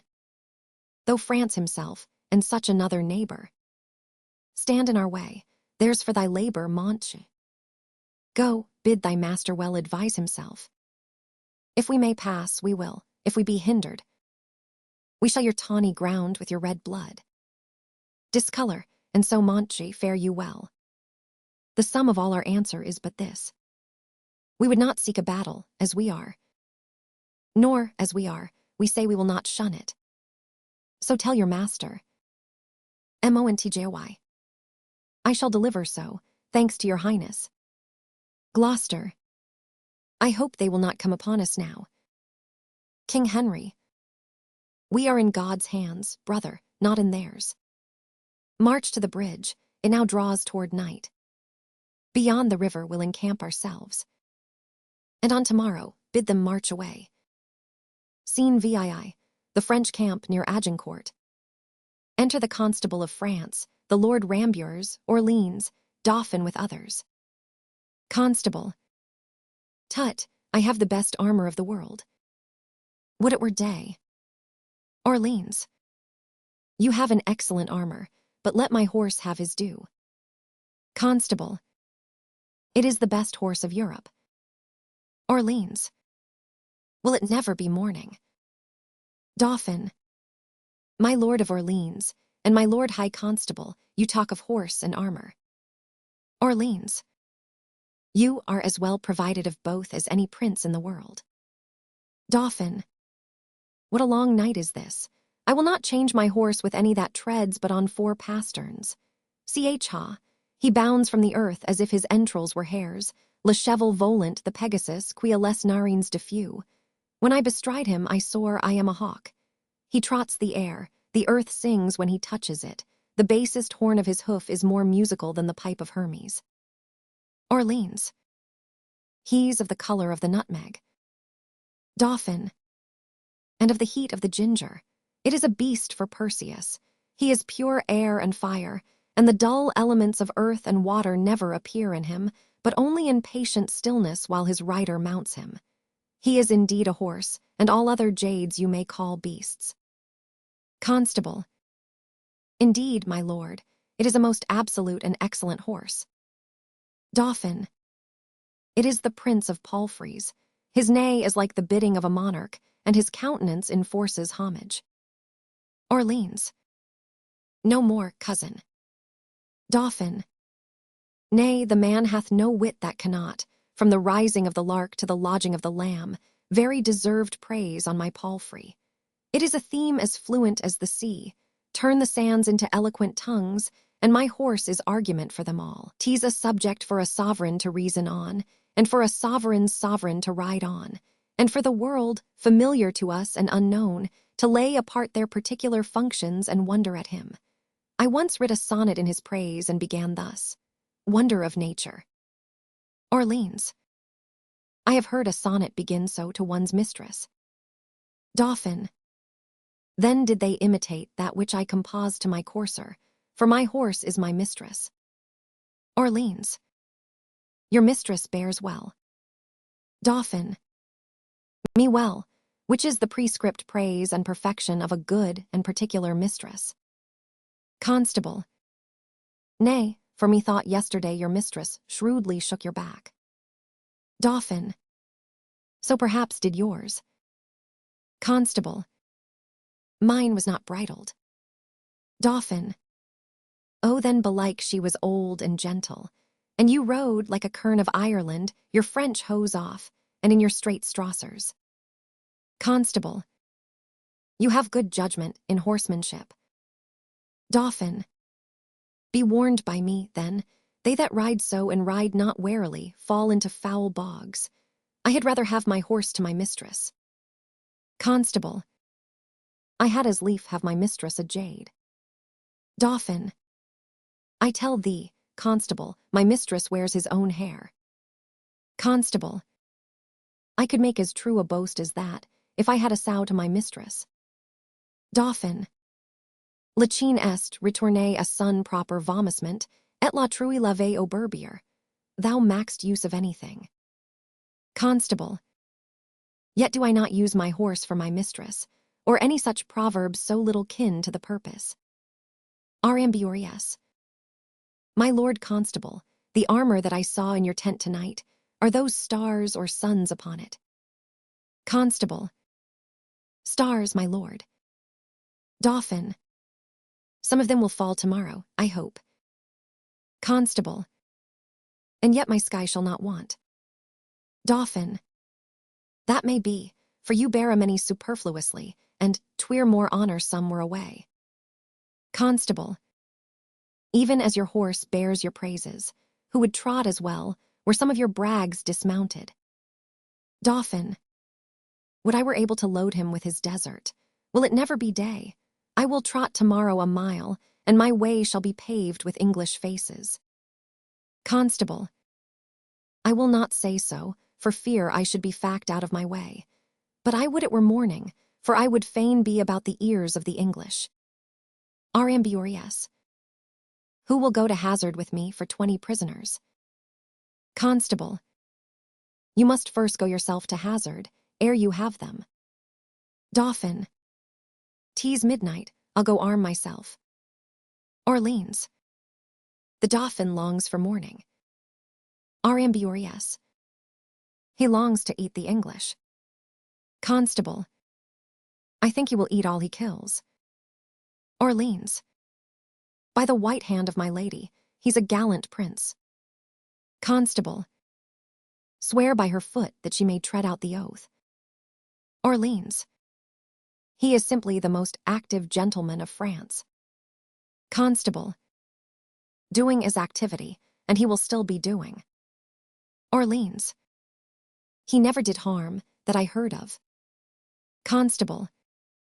Nor will do none tomorrow. He will keep that good name still. Orleans. I know him to be valiant. Constable. I was told that by one that knows him better than you. Orleans. What's he? Constable.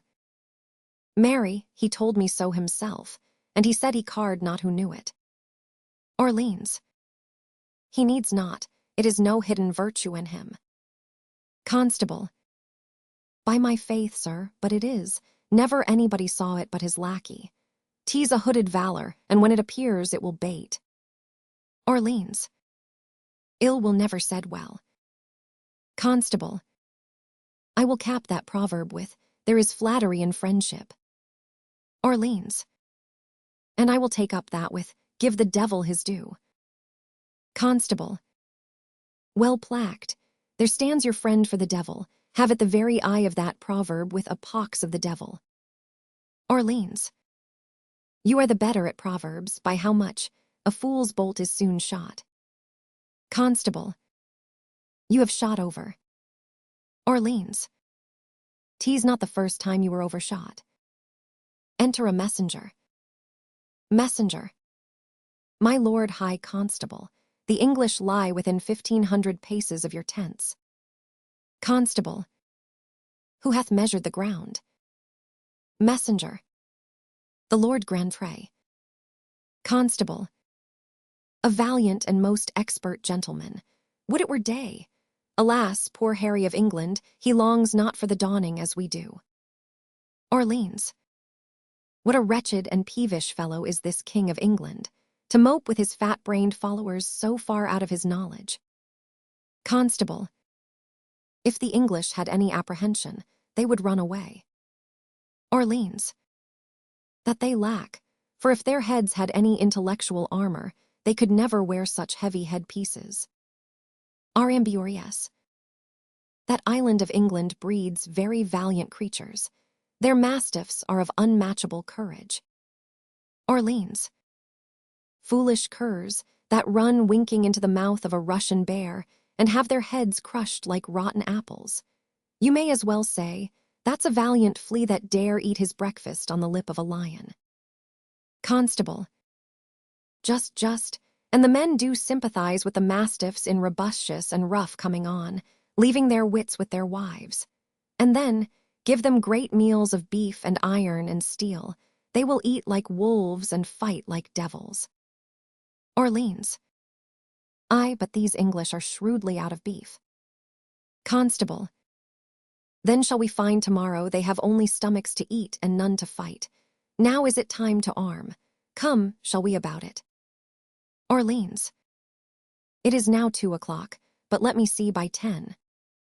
We shall have each 100 Englishmen. Act 4. Enter chorus. Chorus.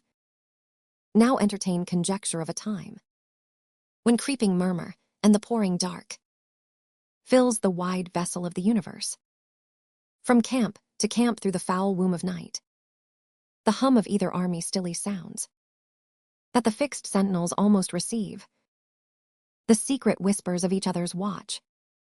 Fire answers fire, and through their paly flames, each battle sees the other's umbered face.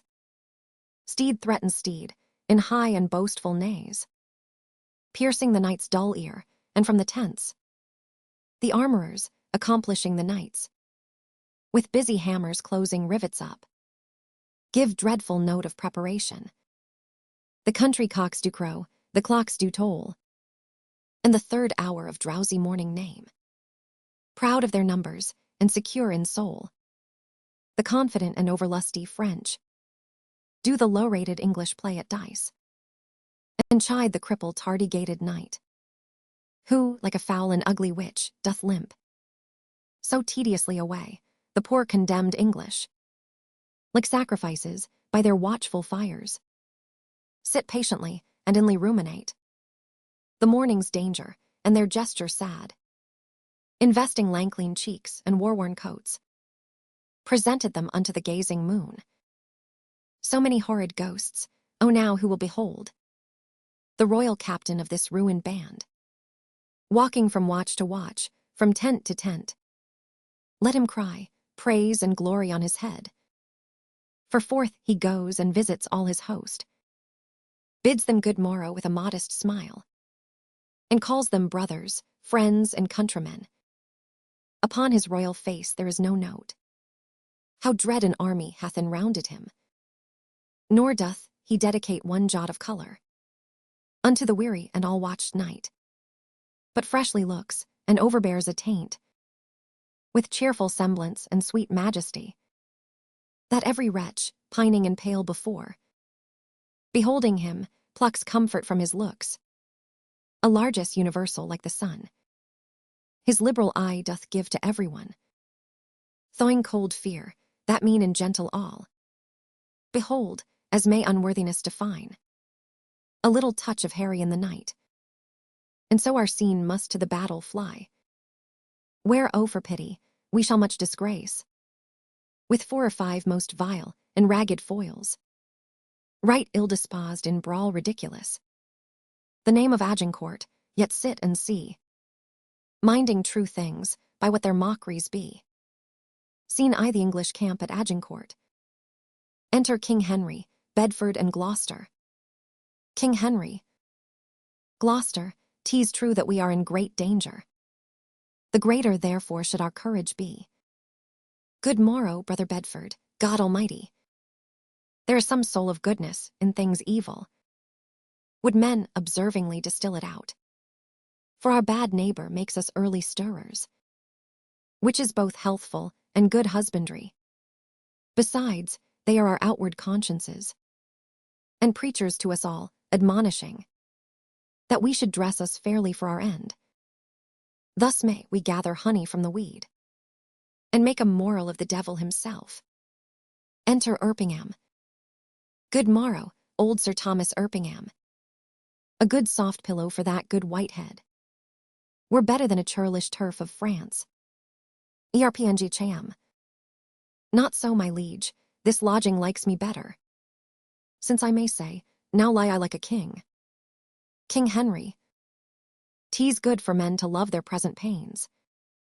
Upon example, so the spirit is eased, and when the mind is quickened, out of doubt, the organs, though defunct and dead before, break up their drowsy grave, and newly move, with casted slough and fresh legerity. Lend me thy cloak, Sir Thomas, brothers both. Commend me to the princes in our camp. Do my good morrow to them, and anon desire them all to my pavilion. Gloucester. We shall, my liege. Erpng cham. Shall I attend your grace? King Henry. No, my good knight. Go with my brothers to my lords of England. I in my bosom must debate a while, and then I would no other company. Erpng cham. The Lord in heaven bless thee, noble Harry. King Henry. God a mercy, old heart, thou speak'st cheerfully. Enter Pistol. Pistol. Qui vous la? King Henry. A friend. Pistol. Discuss unto me, art thou officer? Or art thou base, common and popular? King Henry. I am a gentleman of a company. Pistol. Trails'st thou the puissant pike? King Henry. Even so, what are you? Pistol. As good a gentleman as the emperor. King Henry. Then you are a better than the king. Pistol. The king's a bawcock, and a heart of gold, a lad of life, an imp of fame, of parents good, of fist most valiant. I kiss his dirty shoe, and from heart-string I love the lovely bully. What is thy name? King Henry. Harry Leroy. Pistol. Leroy, a Cornish name. Art thou of Cornish crew? King Henry. No, I am a Welshman. Pistol. Know'st thou Flulin? King Henry. Yes. Pistol. Tell him I'll knock his leek about his pate upon St. Davy's Day. King Henry. Do not you wear your dagger in your cap that day, lest he knock that about yours. Pistol. Art thou his friend? King Henry. And his kinsman too. Pistol. The fico for thee, then. King Henry. I thank you, God be with you. Pistol. My name is Pistol called. King Henry. It sorts well with your fierceness. Enter Flulin and Gower. GOWER. Captain Flulin. FLULLEN. So, In the name of Jesu Christ, speak lower. It is the greatest admiration in the universal world, when the true and ancient prerogatives and laws of the wars is not kept. If you would take the pains but to examine the wars of Pompey the Great, you shall find, I warrant you, that there is no tittle-tattle nor pibble-pabble in Pompey's camp. I warrant you, you shall find the ceremonies of the wars, and the cares of it, and the forms of it, and the sobriety of it, and the modesty of it to be otherwise. GOWER. Why the enemy is loud, you hear him all night. FLULLEN. If the enemy is an ass and a fool and a prating coxcomb, is it meet, think you, that we should also, look you, be an ass and a fool and a prating coxcomb? In your own conscience now. GOWER. I will speak lower. FLULLEN. I pray you and beseech you that you will. King Henry. Though it appear a little out of fashion, there is much care and valor in this Welshman. Enter 3 soldiers, John Bates, Alexander Court, and Michael Williams. Court. Brother John Bates, is not that the morning which breaks yonder? Bates. I think it be, but we have no great cause to desire the approach of day. Williams. We see yonder the beginning of the day, but I think we shall never see the end of it. Who goes there? King Henry. A friend. Williams. Under what captain serve you? King Henry. Under Sir Thomas Erpingham. Williams. A good old commander and a most kind gentleman. I pray you, what thinks he of our estate? King Henry. Even as men wrecked upon a sand, that look to be washed off the next tide. Bates. He hath not told his thought to the king. King Henry. No, nor it is not meet he should. For though I speak it to you, I think the king is but a man as I am.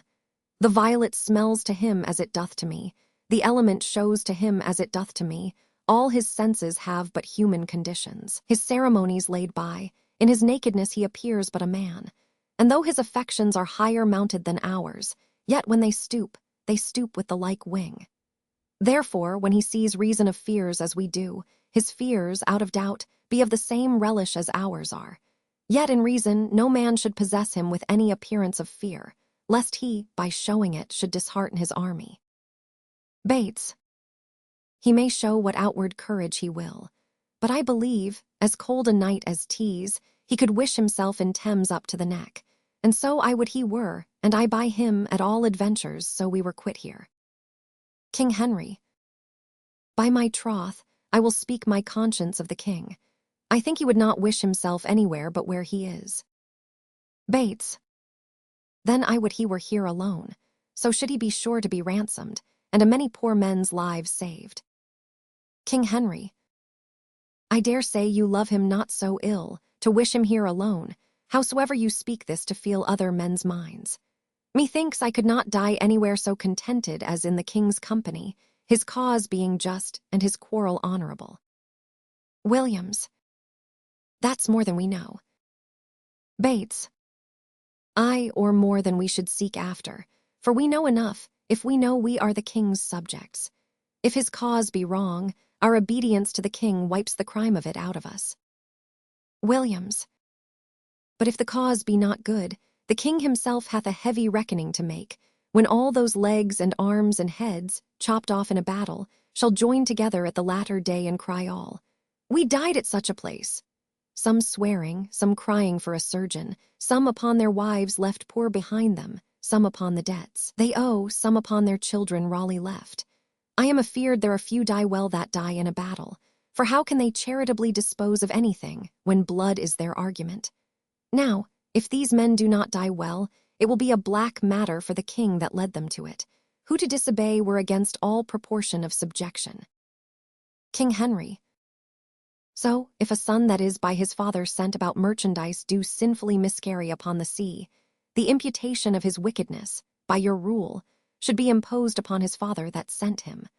Or if a servant, under his master's command transporting a sum of money, be assailed by robbers and die in many irreconciled iniquities, you may call the business of the master the author of the servant's damnation.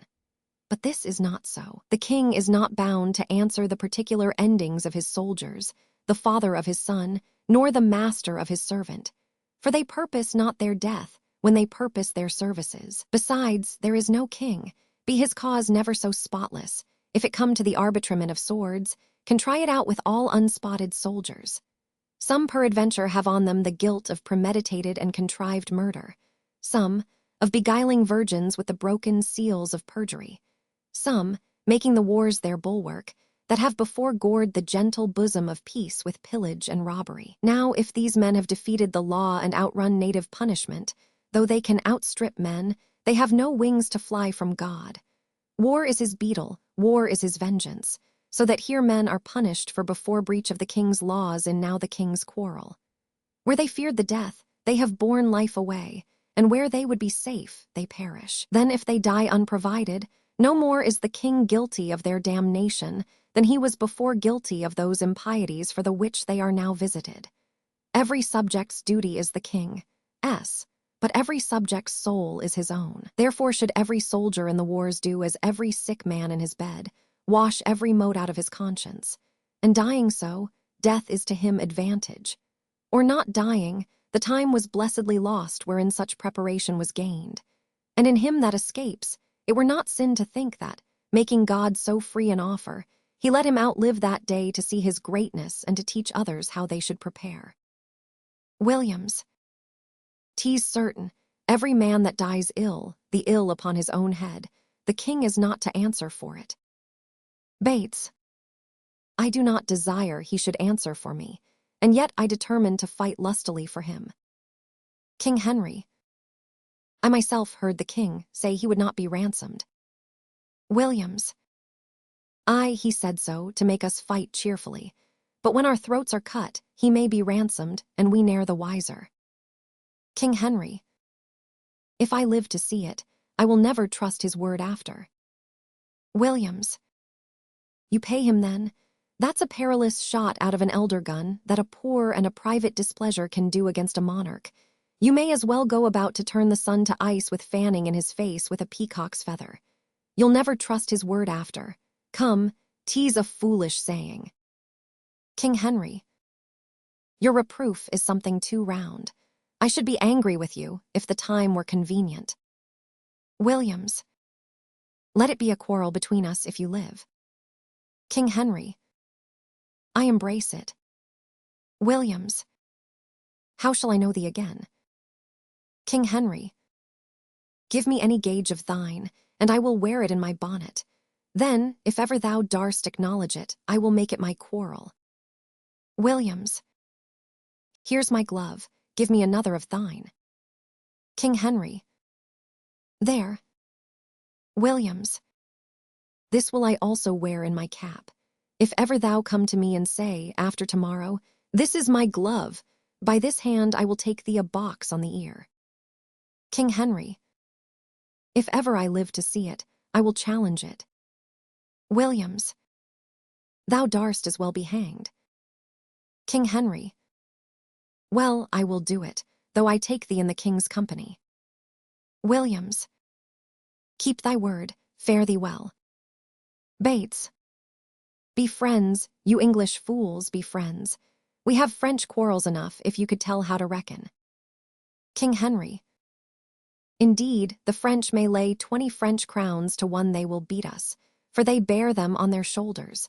But it is no English treason to cut French crowns, and tomorrow the king himself will be a clipper. Upon the king, let us our lives, our souls. Our debts, our careful wives.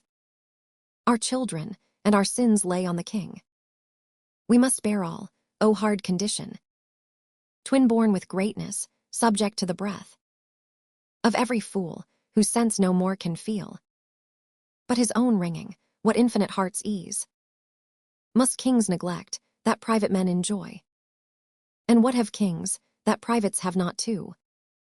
Save ceremony, save general ceremony. And what art thou, thou idle ceremony? What kind of God art thou, that suffers thee more of mortal griefs than do thy worshippers? What are thy rents, what are thy comings in? O ceremony, show me but thy worth. What is thy soul of adoration? Art thou aught else but place, degree, and form, creating awe and fear in other men, wherein thou art less happy being feared than they in fearing? What drink'st thou oft, instead of homage sweet, but poison flattery? Oh, be sick, great greatness, and bid thy ceremony give thee cure.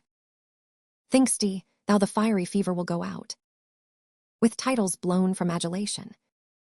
Will it give place to flexure and low bending? Canst thou, when thou command'st the beggar's knee, command the health of it? No, thou proud dream, that plays so subtly with a king's repose. I am a king that find thee, and I know 'tis not the balm, the scepter, and the ball, the sword, the mace, the crown imperial, the inner-tissued robe of gold and pearl, the farce title running for the king, the throne he sits on, nor the tide of pomp that beats upon the high shore of this world. No, not all these, thrice gorgeous ceremony, not all these, laid in bed majestical, can sleep so soundly as the wretched slave, who with a body filled and vacant mind gets him to rest, crammed with distressful bread, never sees horrid night, the child of hell, but like a lackey, from the rise to set, sweats in the eye of Phoebus, and all night sleeps in Elysium, next day after dawn doth rise and help Hyperion to his horse, and follows so the ever-running year, with profitable labor, to his grave. And but for ceremony, such a wretch, winding up days with toil and nights with sleep, had the forehand and vantage of a king. The slave, a member of the country's peace, enjoys it, but in gross brain little wots what watch the king keeps to maintain the peace, whose hours the peasant best advantages. Enter Erpingham, Erpng Cham. My lord, your nobles, jealous of your absence, seek through your camp to find you. King Henry, good old knight, collect them all together at my tent. I'll be before thee. Erpng Cham. I shall dot, my lord. King Henry, O God of battles, steel my soldiers' hearts. Possess them not with fear, take from them now the sense of reckoning, if the opposed numbers. Pluck their hearts from them, not today, O Lord. Oh, not today, think not upon the fault my father made encompassing the crown. I Richard's body have interred new, and on it have bestowed more contrite tears than from it issued forced drops of blood. 500 poor I have in yearly pay, who twice a day their withered hands hold up toward heaven to pardon blood, and I have built 2 chantries where the sad and solemn priests sing still for Richard's soul. More will I do, though all that I can do is nothing worth, since that my penitence comes after all, imploring pardon. Enter Gloucester. Gloucester, my liege. King Henry, my brother Gloucester's voice, I know thy errand, I will go with thee. The day, my friends, and all things stay for me. Scene I, the French camp. Enter the Dauphin, Orleans, Ramburers, and others. Orleans, the sun doth gild our armor, up my lords. Dauphin, Monty a cheval, my horse varlet, lackwise ha. Orleans, O brave spirit. Dauphin, via lesoet terre. Orleans, Reen Pewis, alaret few. Dauphin, sia, cousin Orleans. Enter Constable. Now, my lord Constable. Constable, hark, how our steeds for present service neigh. Dauphin, mount them, and make incision in their hides, that their hot blood may spin in English eyes. Endow them with superfluous courage, ha. Aramburius. What, will you have them weep our horses' blood? How shall we, then, behold their natural tears? Enter a messenger. Messenger. The English are embattled, you French peers. Constable. To horse, you gallant princes, straight to horse. Do but behold yon poor and starved band, and your fair show shall suck away their souls, leaving them but the shales and husks of men. There is not work enough for all our hands, scarce blood enough in all their sickly veins, to give each naked kirtle axe a stain, that our French gallants shall today draw out, and sheathe for lack of sport, let us but blow on them. The vapor of our valor will o'erturn them. 'Tis positive, gainst all exceptions, lords, that our superfluous lackeys and our peasants, who in unnecessary actions swarm about our squares of battle, were enough to purge this field of such a hilding foe. Though we upon this mountain's basis by took stand for idle speculation, but that our honors must not, what's to say, a very little let us do. And all is done, then let the trumpet sound, the tucket sonnets, and the note to mount. For our approach shall so much dare the field, that England shall crouch down in fear and yield. Enter Grand Pré. Grand Pré. Why do you stay so long, my lords of France? Yond island carrions, desperate of their bones. Chapter 99, favourably become the morning field. Their ragged curtains poorly are let loose, and our air shakes them passing scornfully. Big Mars seems bankrupt in their beggared host, and faintly through a rusty beaver peeps.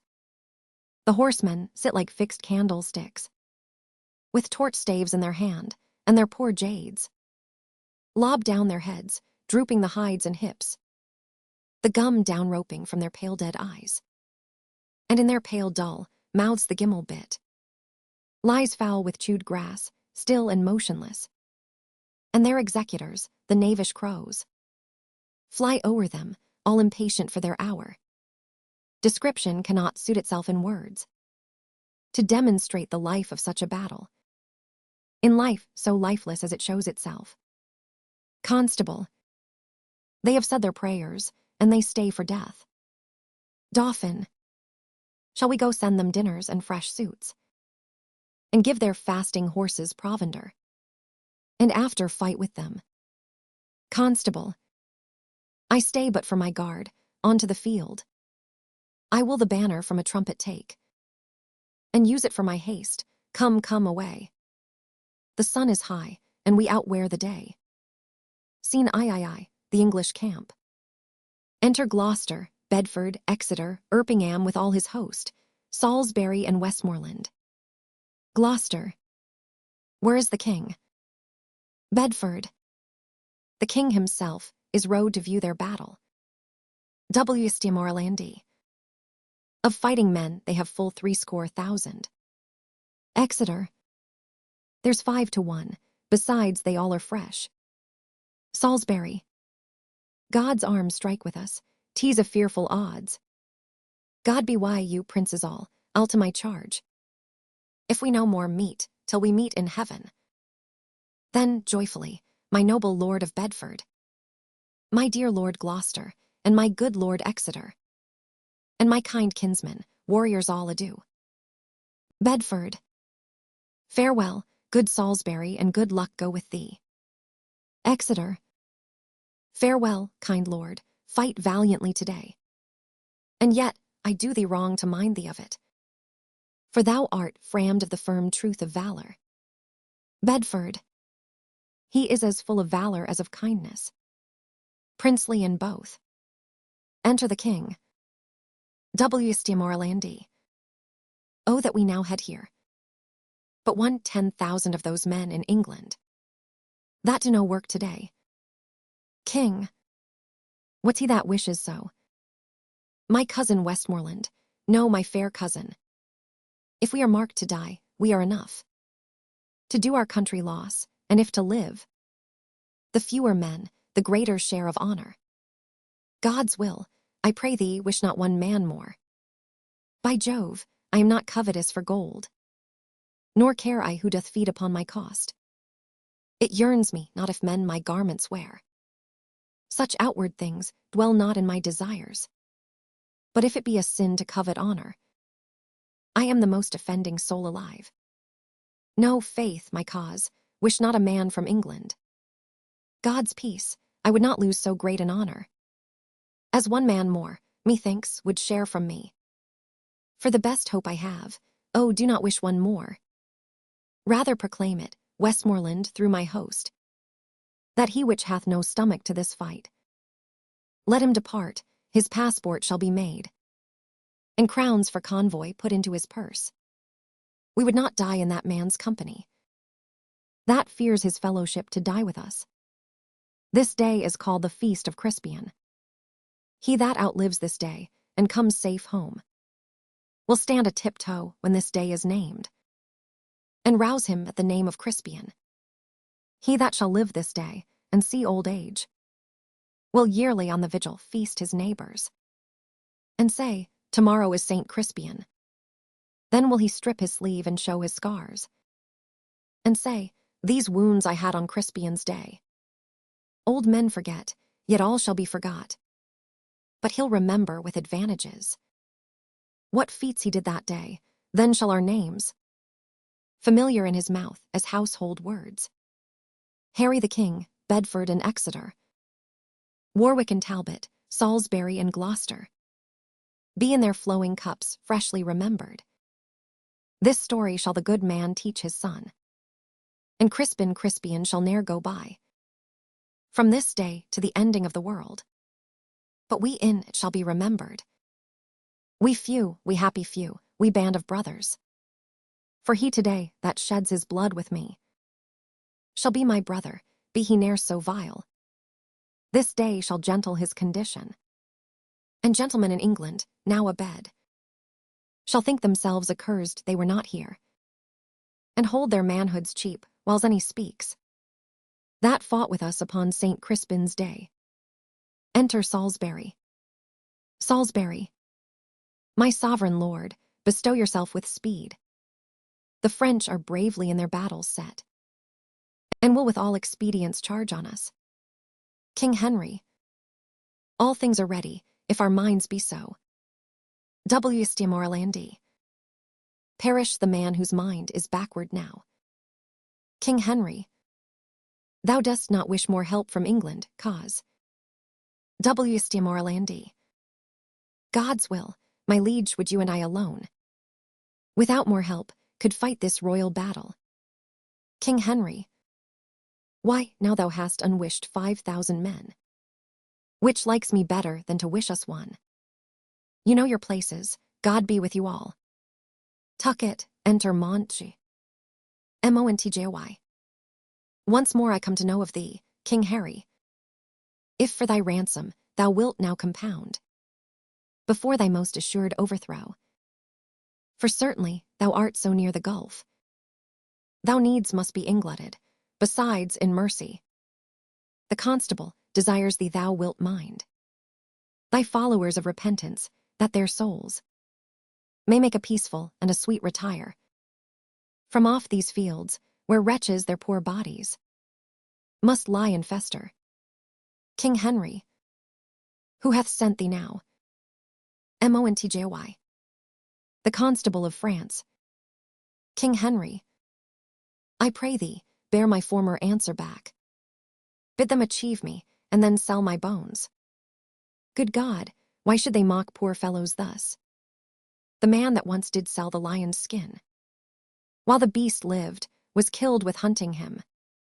A many of our bodies shall no doubt find native graves, upon the which, I trust, shall witness live in brass of this day's work.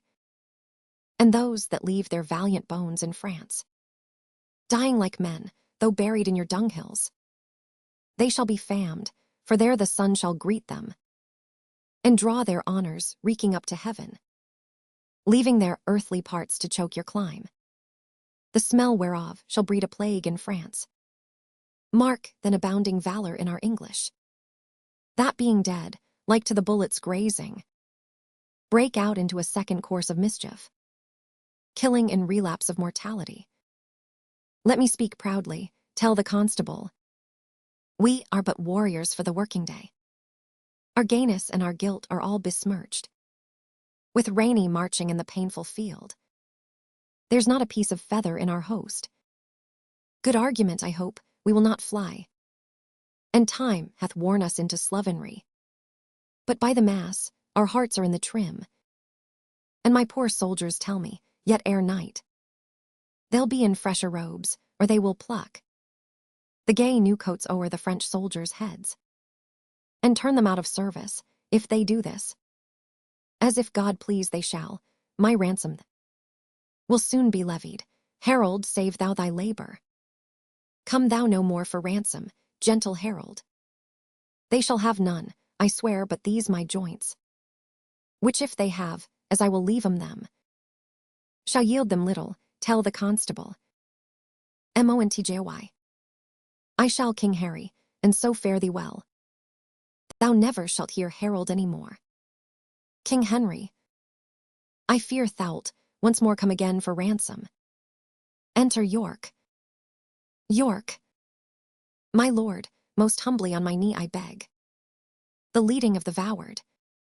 King Henry, take it, brave York. Now, soldiers, march away. And how thou pleasest, God dispose the day. Scene IV, the field of battle. Alarum, excursions. Enter Pistol, French soldier and boy. Pistol, yield cur. French soldier, j'y pense, que vous êtes le gentilhomme de bonne qualité. Pistol, qualité, Calino custor me. Art thou a gentleman? What is thy name? Discuss. French soldier, O Seigneur Dieu. Pistol, O, Seigneur Dieu should be a gentleman. Perpend my words, O Seigneur Dieu and mark. O Seigneur Dieu, thou deest on point of fox. Accept, O Seigneur, thou do give to me egregious ransom. French soldier, O prenez miséricorde, ayez pitié de moi. Pistol, moi shall not serve, I will have 40 mois. Or I will fetch thy rim out at thy throat, in drops of crimson blood. French soldier, Estile, impossible de chaper la force de ton bras. Pistol, brass cur, thou damned and luxurious mountain goat, offers to me brass. French soldier, O pardonnez-moi. Pistol, say'st thou me so, is that a ton of mois? Come hither, boy, ask me the slave in French. What is his name? Boy, Ecaudes, comment erts vous appelez. French soldier, Monsieur Lefeur. Boy, he says his name is Master Fur. Pistol, Master Fur, I'll fur him and furk him and ferret him. Discuss the same in French unto him. Boy, I do not know the French for fur, and ferret and furk. Pistol, bid him prepare, for I will cut his throat. French soldier, Quid est-il, monsieur? Boy, il me commande à vous dire que vous faites vous prayert, car si soldat ice, est disposé tout à cette hura de couper votre gorge. Pistol, ah oui, capel gorge permafoy. Peasant, unless thou give me crowns, brave crowns, or mangled shalt thou be by this my sword. French soldier, oh, je vous supply, pour l'amour de Dieu me pardoner, je suis le gentilhomme de bon mason, gardes ma vie, et je vous donnerai du sens accuse. Pistol, what are his words? Boy, he prays you to save his life. He is a gentleman of a good house, and for his ransom he will give you 200 crowns. Pistol, tell him my fury shall abate, and I the crowns will take. French soldier, petit monsieur, quid est-il? Boy, encore quil est contre son jurement de pardoner aucun prisonnier. Nay en moins, pour les accus que vous lui avez promis, il est content à vous donner la liberté, le franchisement. French soldier, sermis genugi vous don mille remerciements, et gm estim hero que je sois tombé entre les mains d'un chevalier, G pence, le plus brave, valent, et très distingué seigneur d'Angleterre. Pistol. Expound unto me, boy. Boy. He gives you upon his knees 1,000 thanks, and he esteems himself happy that he hath fallen into the hands of one, as he thinks, the most brave, valorous, and thrice worthy seigneur of England. Pistol. As I suck blood, I will some mercy show. Follow me. Boy. Suivez-vous, le grand capitaine. I did never know so full a voice issue from so empty a heart, but the saying is true. The empty vessel makes the greatest sound. Bardolph and Nym had 10 times more valor than this roaring devil I the old play, that everyone may pare his nails with a wooden dagger, and they are both hanged. And so would this be, if he durst steal anything adventurously. I must stay with the lackeys with the luggage of our camp. The French might have a good prey of us if he knew of it, for there is none to guard it but boys. Scene V, another part of the field. Enter Constable, Orleans, Bourbon, Dauphin, and Rambures. Constable. O diable. Orleans. O seigneur, le jour est perdu, tout est perdu. Dauphin. Mort de ma vie, all is confounded all. Reproach and everlasting shame. Sits mocking in our plumes. O méchante fortune, do not run away. Constable. Why, all our ranks are broke. Dauphin. O perdurable shame, let's stab ourselves. Be these the wretches that we played at dice for? Orleans. Is this the king we sent to for his ransom? Bourbon. Shame and eternal shame, nothing but shame. Let's die in honor, once more back again. And he that will not follow Bourbon now, let him go hence, and with his cap in hand, like a base pandar, hold the chamber door, whilst by a slave, no gentler than my dog, his fairest daughter is contaminated. Constable.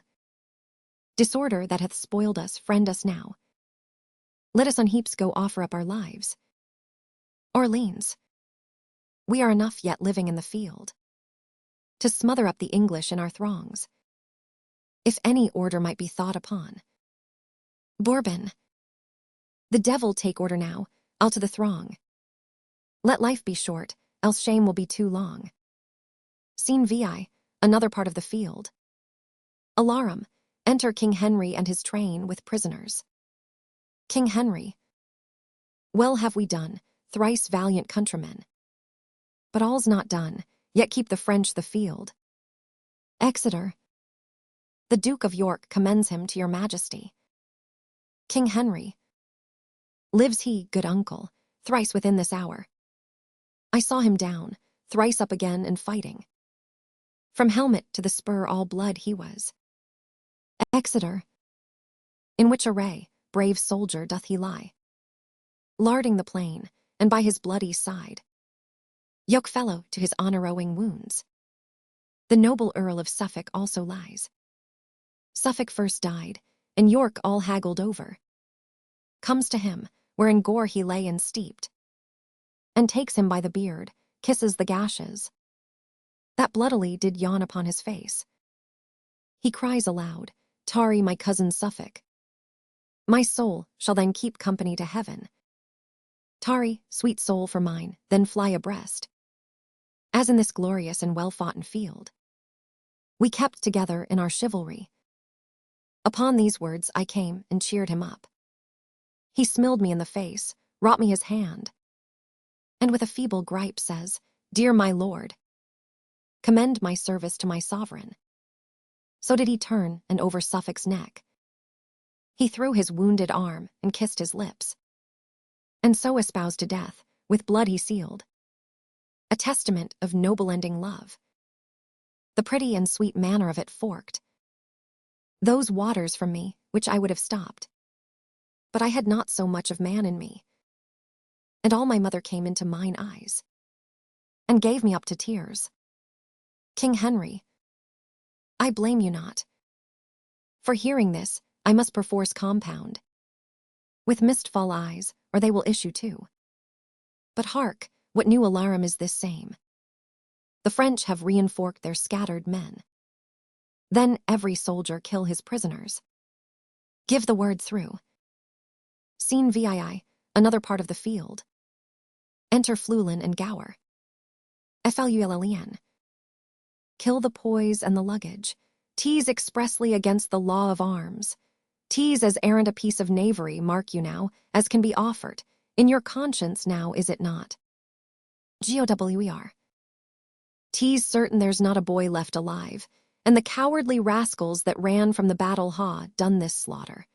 Besides, they have burned and carried away all that was in the king's tent, wherefore the king, most worthily, hath coused every soldier to cut his prisoner's throat. Oh, tease a gallant king. Flullien.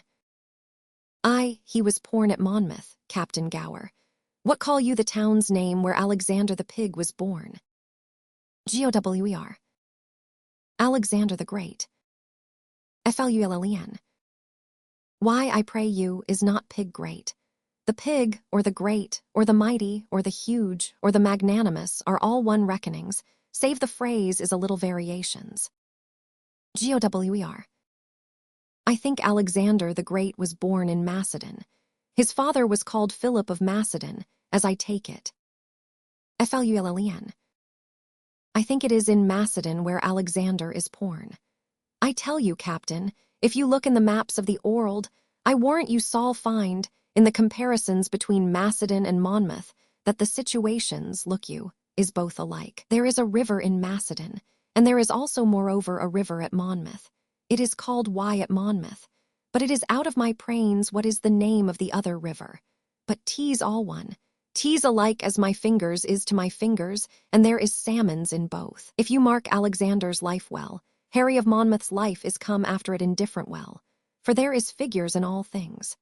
Alexander, God knows, and you know in his rages and his furies, and his wraths and his chollers and his moods and his displeasures and his indignations, and also being a little intoxicates in his prains, did, in his ales and his angers, look you, kill his best friend, Cletus. GOWER. Our king is not like him in that. He never killed any of his friends. Flullien. It is not well done, mark you now, to take the tales out of my mouth, ere it is made and finished. I speak but in the figures and comparisons of it. As Alexander killed his friend Cletus, being in his ales and his cups, so also Harry Monmouth, being in his right wits and his good judgments, away the fat knight with the great belly doublet. He was full of jests and jipes and knaveries and mocks. I have forgot his name. GOWER. Sir John Falstaff. Flullien. That is he. I'll tell you there is good men born at Monmouth. GOWER. Here comes his majesty. Alarum, enter King Henry and forces, Warwick, Gloucester, Exeter with prisoners. Flourish. King Henry. I was not angry since I came to France. Until this instant, take a trumpet, herald. Ride thou unto the horsemen on yond hill. If they will fight with us, bid them come down. Or void the field, they do offend our sight. If they'll do neither, we will come to them, and make them scur away, as swift as stones, enforced from the old Assyrian slings. Besides, we'll cut the throats of those we have, and not a man of them that we shall take shall taste our mercy. Go and tell them so. Enter Montchi. Exeter. Here comes the herald of the French, my liege. Gloucester. His eyes are humbler than they us to be. King Henry. How now, what means this, herald? Know'st thou not that I have finned these bones of mine for ransom? Com'st thou again for ransom? Montjy. No, great king. I come to thee for charitable license, that we may wander o'er this bloody field, to book our dead, and then to bury them, to sort our nobles from our common men. For many of our princes, woe the while, lie drowned and soaked in mercenary blood.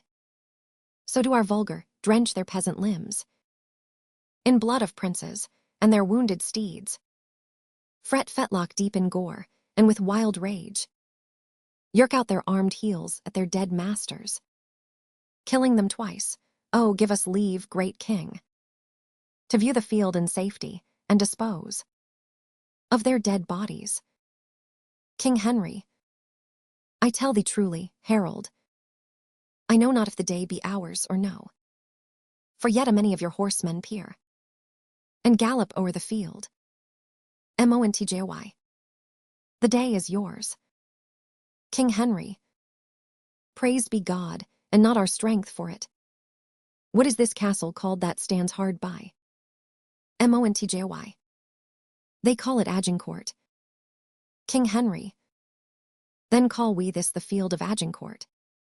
Fought on the day of Crispin Crispianus. Flulln. Your grandfather of famous memory, an't please your majesty, and your great-uncle Edward the Black Prince of Wales, as I have read in the chronicles, fought a most brave battle here in France. King Henry, they did, Flulln. Flulln. Your majesty says very true. If your majesty's is remembered of it, the Welshmen did good service in garden where leeks did grow, wearing leeks in their Monmouth caps, which, your majesty know, to this hour is an honorable badge of the service, and I do believe your majesty takes no scorn to wear the leek upon St. Tavy's day. King Henry, I wear it for a memorable honor. For I am Welsh, you know, good countrymen. Flulln. All the water in Wye cannot wash your majesty's Welsh plood out of your pody, I can tell you that. God bless it and preserve it, as long as it pleases his grace, and his majesty too. King Henry, thanks, good my countrymen. Flulln. By Jeshu, I am your majesty's countryman, I care not who know it. I will confess it to all the world. I need not be ashamed of your majesty, praised be God, so long as your majesty is an honest man.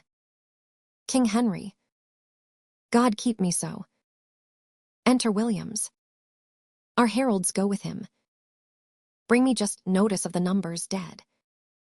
On both our parts, call yonder fellow hither. Exeter. Soldier, you must come to the king. King Henry. Soldier, why wear'st thou that glove in thy cap? Williams. An't please your majesty, 'tis the gage of one that I should fight withal, if he be alive. King Henry. An Englishman. Williams. An't please your majesty, a rascal that swaggered with me last night, who, if alive and ever dare to challenge this glove, I have sworn to take him a box o' the ear. Or if I can see my glove in his cap, which he swore, as he was a soldier, he would wear if alive, I will strike it out soundly. King Henry. What think you, Captain Flulln, is it fit this soldier keep his oath? Flulln. He is a craven and a villain else, an't please your majesty, in my conscience. King Henry. It may be his enemy is a gentleman of great sort, quite from the answer of his degree. Flulln. Though he be as good a gentleman as the devil is, as Lucifer and Beelzebub himself, it is necessary, look your grace, that he keep his vow and his oath. If he be perjured, see you now, his reputation is as arrant a villain and a jacksauce, as ever his black shoe trod upon God's ground and his earth, in my conscience, law. King Henry. Then keep thy vow, sirrah, when thou meet'st the fellow. Williams. So I will, my liege, as I live. King Henry. Who servest thou under? Williams. Under Captain Gower, my liege. Flulln. Gower is a good captain, and is good knowledge and literature in the wars. King Henry. Call him hither to me, soldier. Williams. I will, my liege. King Henry. Here, Flulln, wear thou this favour for me and stick it in thy cap. When Alenson and myself were down together, I plucked this glove from his helm.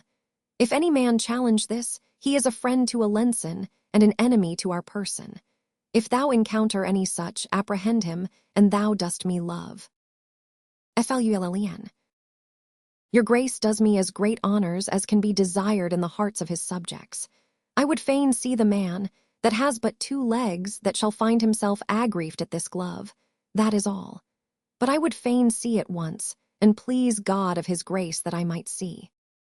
King Henry. Know'st thou Gower? Flulln. He is my dear friend, and please you. King Henry. Pray thee, go seek him and bring him to my tent. Flulln. I will fetch him. King Henry. My Lord of Warwick, and my brother Gloucester. Follow Flullin closely at the heels. The glove, which I have given him for a favour, may haply purchase him a box o' the ear. It is the soldier's, I by bargain should wear it myself. Follow, good cousin Warwick. If that the soldier strike him, as I judge, by his blunt bearing he will keep his word. Some sudden mischief may arise of it, for I do know Flullin valiant, in touch with choler, hot as gunpowder, and quickly will return an injury. Follow, and see there be no harm between them. Go you with me, uncle of Exeter. Scene VIII, before King Henry's pavilion. Enter Gower and Williams. Williams. I warrant it is tonight you, captain. Enter Flullin. Flulln. God's will and his pleasure, captain, I beseech you now, come apace to the king. There is more good toward you peradventure than is in your knowledge to dream of. Williams. Sir, know you this glove? Flulln. Know the glove, I know the glove is a glove. Williams. I know this, and thus I challenge it. Flulln. Blood, an errant traitor as any is in the universal world, or in France, or in England. GOWER. How now, sir, you villain? Williams. Do you think I'll be forsworn? Flulln. Stand away, Captain Gower. I will give treason his payment into ploughs, I warrant you. Williams. I am no traitor. Flulln. That's a lie in thy throat. I charge you in his majesty's name, apprehend him. He's a friend of the Duke Alençon, S. Enter Warwick and Gloucester. Warwick. How now, what's the matter? Flulln. My Lord of Warwick, here is, praised be God for it, a most contagious treason come to light, look you, as you shall desire in a summer's day. Here is his majesty. Enter King Henry and Exeter. King Henry. How now, what's the matter? Flulln. My liege, here is a villain and a traitor, that, look your grace, has struck the glove which your majesty is take out of the helmet of Alençon. Williams. My liege, this was my glove, here is the fellow of it, and he that I gave it to in change promised to wear it in his cap. I promised to strike him, if he did. I met this man with my glove in his cap, and I have been as good as my word. Flulln. Your majesty here now, saving your majesty's manhood, what an arrant, rascally, beggarly, lousy knave it is. I hope your majesty is pair me testimony and witness, and will avouchment, that this is the glove of Alençon that your majesty is give me, in your conscience now. King Henry. Give me thy glove, soldier. Look, here is the fellow of it. 'Twas I indeed, thou promisedst to strike. And thou hast given me most bitter terms. Flulln. An it please your majesty, let his neck answer for it, if there is any martial law in the world. King Henry. How canst thou make me satisfaction? Williams. All offences, my lord, come from the heart. Never came any from mine that might offend your majesty. King Henry. It was ourself thou didst abuse. Williams. Your majesty came not like yourself. You appeared to me but as a common man. Witness the night, your garments, your lowliness, and what your highness suffered under that shape. I beseech you take it for your own fault and not mine. For had you been as I took you for, I made no offense. Therefore, I beseech your highness, pardon me. King Henry. Here, Uncle Exeter, fill this glove with crowns, and give it to this fellow, Keep it, fellow, and wear it for an honor in thy cap. Till I do challenge it, give him his crowns. And, captain, you must needs be friends with him. Flulln. By this day and this light, the fellow has metal enough in his belly.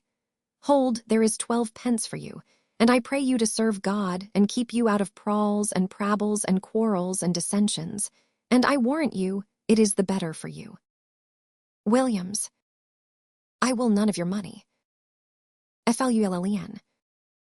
It is with a good will, I can tell you, it will serve you to mend your shoes.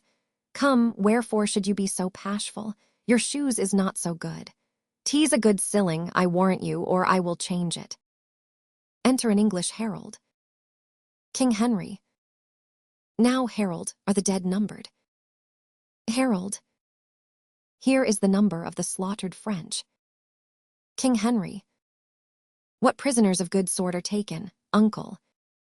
Exeter. Charles, Duke of Orleans, nephew to the king. John, Duke of Bourbon, and Lord Boucicault. Of other lords and barons, knights and squires. Full 1,500, besides common men.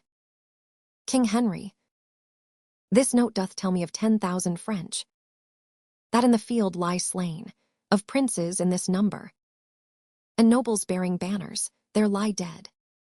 126, added to these, of knights, esquires, and gallant gentlemen, 8,400, of the which 500 were but yesterday dubbed knights. So that, in these 10,000 they have lost, there are but 1,600 mercenaries. The rest are princes, barons, lords, knights, squires, and gentlemen of blood and quality.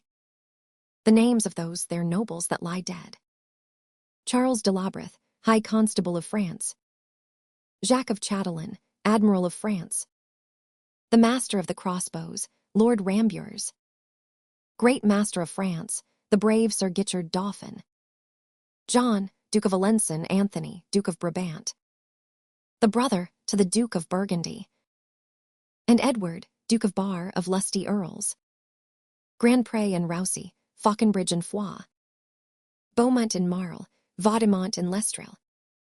Here was a royal fellowship of death. Where is the number of our English dead? Edward the Duke of York, the Earl of Suffolk, Sir Richard Ketley, Davy Gam, Esquire, none else of name, and of all other men. But 25, O God, thy arm was here, and not to us, but to thy arm alone. Ascribe we all, when without stratagem, but in plain shock and even play of battle, was ever known so great and little loss. On one part and on the other, take it, God, for it is none but thine. Exeter. 'Tis wonderful. King Henry. Come, go we in procession to the village, and be it death proclaimed through our host. To boast of this, or take that praise from God, which is his only. Flulln. Is it not lawful, and please your majesty, to tell how many is killed? King Henry. Yes, captain, but with this acknowledgement, that God fought for us. Flulln. Yes, my conscience, he did us great good. King Henry. Do we all holy rites? Let there be sung non nobis and Te Deum. The dead with charity enclosed in clay. And then to Calais, and to England then, where ne'er from France arrived more happy men. Act 5. Enter chorus. Chorus. Vouchsafe to those that have not read the story, that I may prompt them, and of such as have, I humbly pray them to admit the excuse of time, of numbers, and due course of things, which cannot in their huge and proper life be here presented. Now we bear the king toward Calais, grant him there their scene. Heave him away upon your winged thoughts. Athwart the sea, behold the English beach, pales in the flood with men, with wives and boys, whose shouts and claps outvoice the deep-mouthed sea, which like a mighty whiffler, for the king, seems to prepare his way, so let him land, and solemnly, see him set on to London. So swift a pace hath thought that even now you may imagine him upon Blackheath, where that his lords desire him to have borne his bruised helmet and his bended sword. But before him through the city he forbids it, being free from vainness and self-glorious pride, giving full trophy, signal and ostent, quite from himself to God. But now behold, in the quick forge and working house of thought, how London doth pour out her citizens, the mayor and all his brethren in best sort, like to the senators of antique Rome, with the plebeians swarming at their heels, go forth and fetch their conquering Caesar in, as, by a lower but loving likelihood, were now the general of our gracious empress, as in good time he may, from Ireland coming, bringing rebellion broached on his sword. How many would the peaceful city quit to welcome him, much more and much more cause did they this Harry, now in London place him. As yet the lamentation of the French invites the King of England's stay at home, the emperors coming in behalf of France, to order peace between them, and omit all the occurrences, whatever chanked, till Harry's back return again to France. There must we bring him, and myself have played the interim by remembering UT's past. Then brook abridgment, and your eyes advance, after your thoughts, straight back again to France. Seen I France, the English camp, enter Flewlin and Gower. GOWER. Nay, that's right, but why wear ye your leek today? St. Davy's day is past. FLULLEN. There is occasions and causes why and wherefore in all things. I will tell you, ask my friend, Captain Gower, the rascally, scald, beggarly, lousy, pragging knave, pistol, which you and yourself and all the world know to be no better than a fellow, look you now, of no merits. He is come to me and brings me priad and salt yesterday, look you, and bid me eat my leek. It was in a place where I could not breed no contention with him, but I will be so bold as to wear it in my cap till I see him once again, and then I will tell him a little piece of my desires. Enter Pistol. GOWER. Why, here he comes, swelling like a turkey cock. FLULLEN. 'Tis no matter for his swellings nor his turkey cocks. God bless you, ancient Pistol. You scurvy, lousy knave, God bless you. Pistol. Ha, art thou bedlam? Dost thou thirst, base Trojan, to have me fold up Parca's fatal web? Hence, I am qualmish at the smell of leek. FLULLEN. I beseech you heartily, scurfy, lousy knave, at my desires and my requests, and my petitions to eat, look you, this leek. Because, look you, you do not love it, nor your affections and your appetites and your digestions does not agree with it. I would desire you to eat it. Pistol. Not for Cadwallader and all his goats. FLULLEN. There is one goat for you. Will you be so good, scald knave, as eat it? Pistol. Base Trojan, thou shalt die. FLULLEN. You say very true, scald knave, when God's will is. I will desire you to live in the meantime and eat your victuals. Come, there is sauce for it. You called me yesterday mountain squire, but I will make you today a squire of low degree. I pray you fall to, if you can mock a leek, you can eat a leek. GOWER. Enough, Captain, you have astonished him. FLULLEN. I say, I will make him eat some part of my leek, or I will peat his pate 4 days. Bite, I pray you. It is good for your green wound and your pluty coxcomb. Pistol. Must I bite? FLULLEN. Yes, certainly, and out of doubt and out of question too, and ambiguities. Pistol. By this leek I will most horribly revenge. I eat and eat, I swear. FLULLEN. Eat, I pray you. Will you have some more sauce to your leek? There is not enough leek to swear by. Pistol. Quiet thy cudgel, thou dost see I eat. FLULLEN. Much good do you, scald knave, heartily. Nay, pray you, throw none away, the skin is good for your broken coxcomb. When you take occasions to see leaks hereafter, I pray you, mock at 'em, that is all. Pistol. Good. Flulln. I leaks is good. Hold you, there is a groat to heal your pate. Pistol. Me a groat. Flulln. Yes, verily and in truth you shall take it, or I have another leek in my pocket, which you shall eat. Pistol. I take thy groat in earnest of revenge. Flulln. If I owe you anything, I will pay you in cudgels. You shall be a woodmonger, and buy nothing of me but cudgels. God be wy you, and keep you, and heal your pate. Pistol. All hell shall stir for this. GOWER. Go, go, you are a counterfeit cowardly knave. Will you mock at an ancient tradition, begun upon an honorable respect, and worn as a memorable trophy of predeceased valor, and dare not avouch in your deeds any of your words? I have seen you gleeking and galling at this gentleman twice or thrice. You thought, because he could not speak English in the native garb, he could not therefore handle an English cudgel. You find it otherwise, and henceforth let a Welsh correction teach you a good English condition. Fare ye well. Pistol. Doth fortune play the huswife with me now? News have I, that my doll is dead I the spittle of malady of France, and there my rendezvous is quite cut off. Old I do wax, and from my weary limbs honor is cudgelled, well bought I'll turn, and something lean to cut purse of quick hand. To England will I steal, and there I'll steal, and patches will I get unto these cudgelled scars, and swear I got them in the Gallia wars. Seen I, France, a royal palace.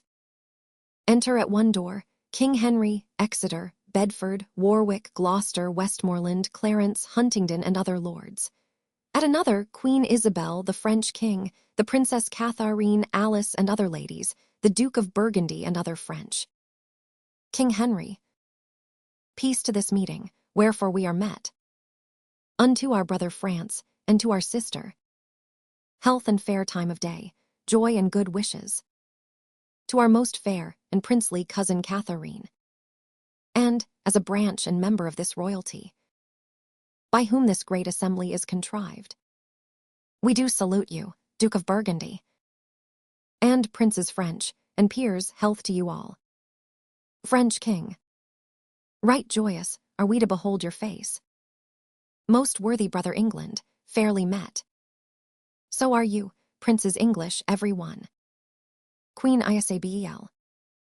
So happy be the issue, brother England, of this good day, and of this gracious meeting, as we are now glad to behold your eyes, which hitherto have borne in them, against the French that met them in their bent, the fatal balls of murdering basilisks. The venom of such looks, we fairly hope, have lost their quality, and that this day shall change all griefs and quarrels into love. King Henry. To cry amen to that, thus we appear. Queen Isabel. You English princes all, I do salute you. Burgundy. My duty to you both, on equal love. Great kings of France and England, that I have labored, with all my wits, my pains, and strong endeavors, to bring your most imperial majesties unto this bar and royal interview. Your mightiness on both parts best can witness.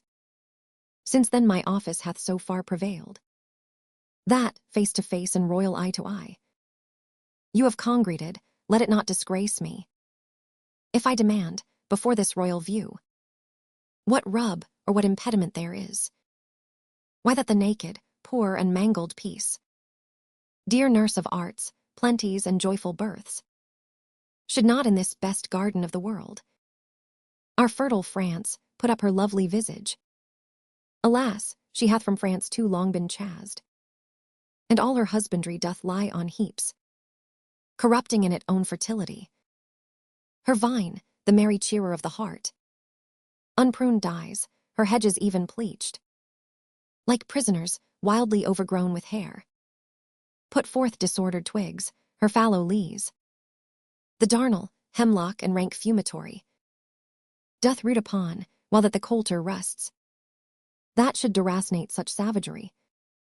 The even mead, that erst brought sweetly forth. The freckled cowslip, burnet and green clover. Wanting the scythe, all uncorrected, rank. Conceives by idleness, and nothing teems.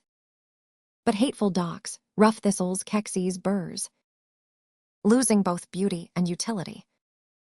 And as our vineyards, fallows, meads, and hedges, defective in their natures, grow to wildness, even so our houses and ourselves and children have lost, or do not learn for want of time, the sciences that should become our country, but grow like savages, as soldiers will, that nothing do but meditate on blood, to swearing and stern looks, defuzzed attire, and everything that seems unnatural, which to reduce into our former favor.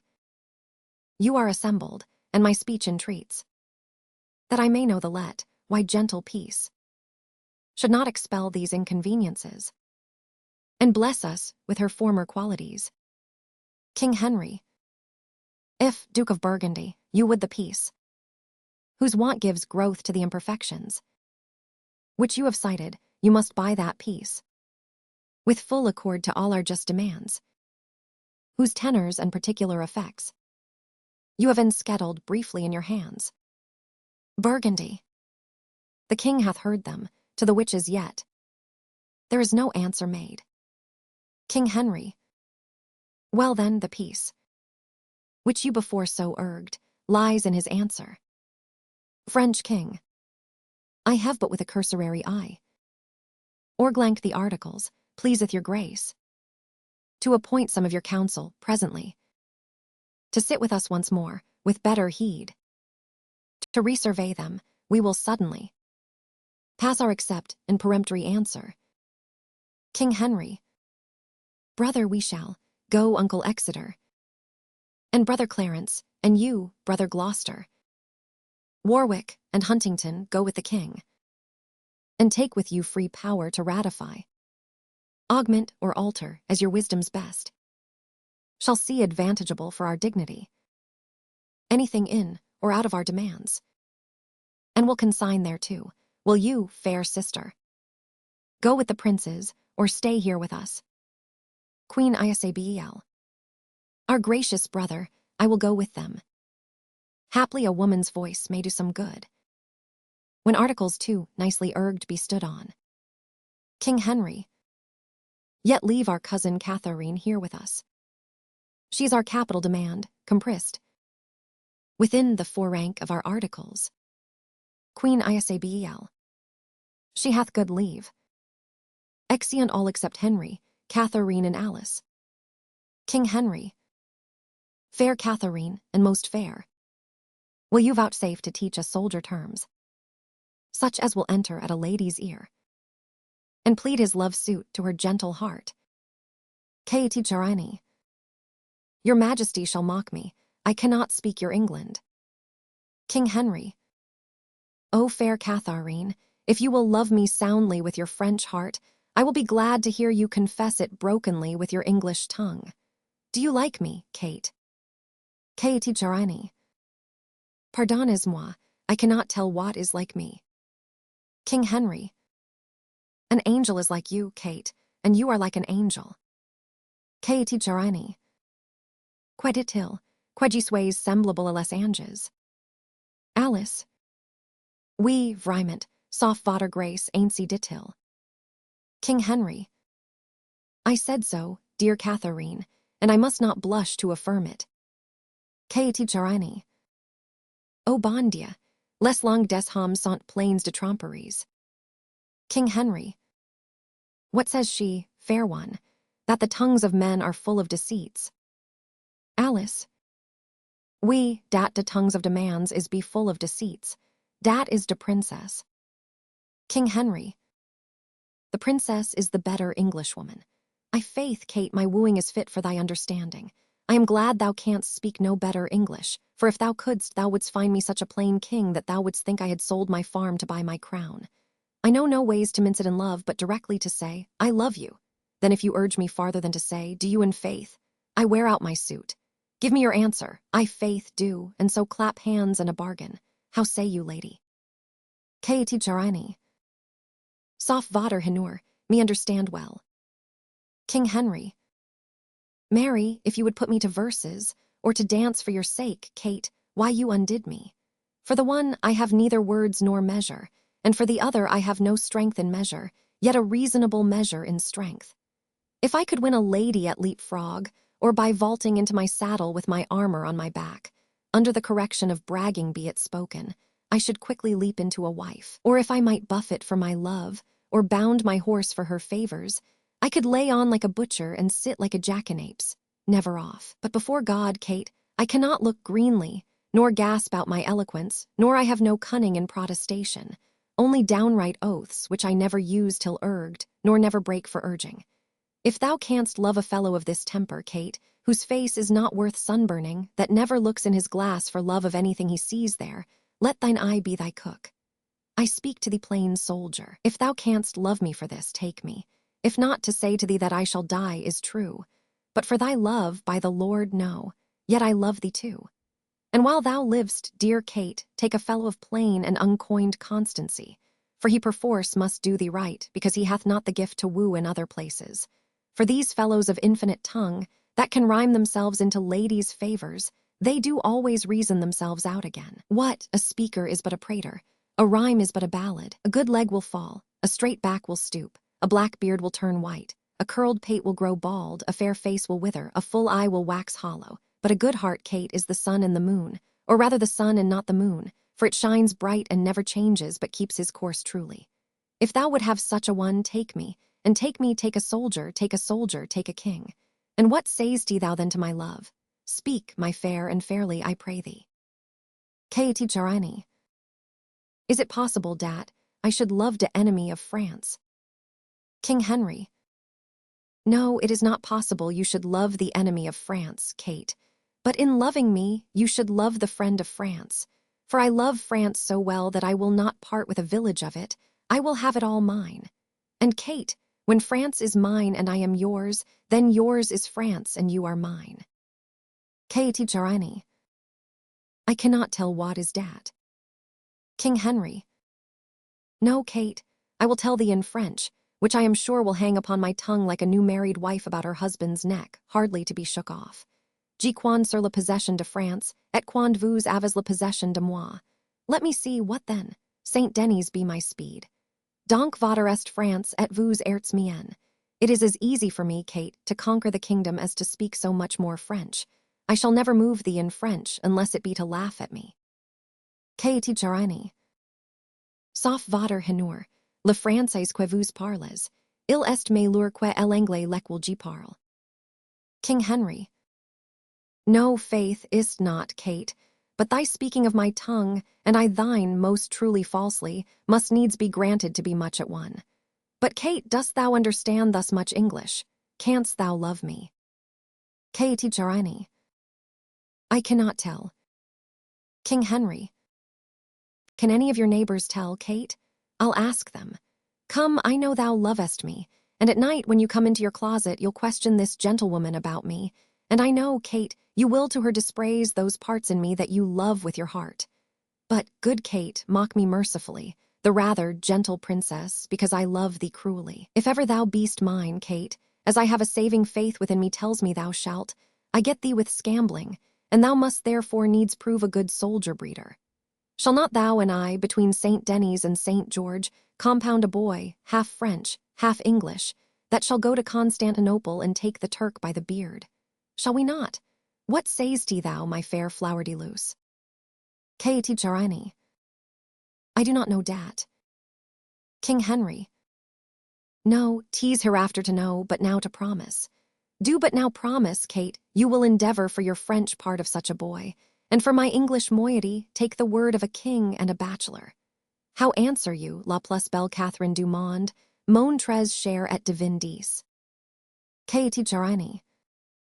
Your Majesty, ave fos French enough to deceive de most sage demoiselle dat is en France. King Henry. Now fie upon my false French. By mine honor, in true English, I love thee, Kate, by which honor I dare not swear thou lovest me, yet my blood begins to flatter me that thou dost, notwithstanding the poor and untempering effect of my visage. Now beshrew my father's ambition. He was thinking of civil wars when he got me. Therefore was I created with a stubborn outside, with an aspect of iron that, when I come to woo ladies, I fright them. But in faith, Kate, the elder I wax, the better I shall appear. My comfort is, that old age, that ill layer up of beauty, can do no more spoil upon my face. Thou hast me, if thou hast me, at the worst. And thou shalt wear me, if thou wear me, better and better. And therefore tell me, most fair Catharine, will you have me? Put off your maiden blushes, avouch the thoughts of your heart with the looks of an empress. Take me by the hand, and say, Harry of England, I am thine. Which word thou shalt no sooner bless mine ear withal, but I will tell thee aloud, England is thine, Ireland is thine, France is thine, and Henry Plantagenet is thine, who, though I speak it before his face, if he be not fellow with the best king, thou shalt find the best king of good fellows. Come, your answer in broken music, for thy voice is music and thy English broken. Therefore, queen of all, Catharine, break thy mind to me in broken English. Wilt thou have me? Katie Jarani. Dat is as it shall please Leroy Moanpier. King Henry. Nay, it will please him well, Kate. It shall please him, Kate. Katie Jarani. Den it shall also content me. King Henry. Upon that I kiss your hand, and call you my queen. Katie Jarani. Lay says, Monseigneur, lay says, Ma foi, Ginny viewpoint que vous abaissez votre grandeur and basant la main d'une notre seigneur. Indine servitor. Excusez-moi, je vous supply, mon très puissant seigneur. King Henry. Then I will kiss your lips, Kate. Katie Jarani. Les dames et demoiselles pour erder baisses devant leurs noces. Il en est pas la coutume de France. King Henry. Madame, my interpreter, what says she? Alice. Dat it is not be de fashion pour les ladies of France. I cannot tell what is baser en English. King Henry. To kiss. Alice. Your Majesty, intend better que moi. King Henry. It is not a fashion for the maids in France to kiss before they are married, would she say? Alice. Oui, vraiment. King Henry. Oh, Kate, nice customs curtsy to great kings. Dear Kate, you and I cannot be confined within the weak list of a country's fashion. We are the makers of manners, Kate, and the liberty that follows our places stops the mouth of all fine faults, as I will do yours, for upholding the nice fashion of your country and denying me a kiss. Therefore, patiently and yielding. You have witchcraft in your lips, Kate. There is more eloquence and a sugar touch of them than in the tongues of the French council, and they should sooner persuade Harry of England than a general petition of monarchs. Here comes your father. Enter the French power and the English lords. Burgundy. God save your majesty. My royal cousin, teach you our princess English. King Henry. I would have her learn, my fair cousin, how perfectly I love her, and that is good English. Burgundy. Is she not apt? King Henry. Our tongue is rough, cause, and my condition is not smooth, so that, having neither the voice nor the heart of flattery about me, I cannot so conjure up the spirit of love in her that he will appear in his true likeness. Burgundy. Pardon the frankness of my mirth, if I answer you for that. If you would conjure in her, you must make a circle. If conjure up love in her in his true likeness, he must appear naked and blind. Can you blame her, then, being a maid yet rosed over with the virgin crimson of modesty, if she deny the appearance of a naked blind boy in her naked seeing self? It were, my lord, a hard condition for a maid to consign to. King Henry. Yet they do wink and yield, as love is blind and enforces. Burgundy. They are then excused, my lord, when they see not what they do. King Henry. Then, good my lord, teach your cousin to consent winking. Burgundy. I will wink on her to consent, my lord, if you will teach her to know my meaning. For maids, well summered and warm kept, are like flies at Bartholomew tide, blind, though they have their eyes. and then they will endure handling which before would not abide looking on. King Henry.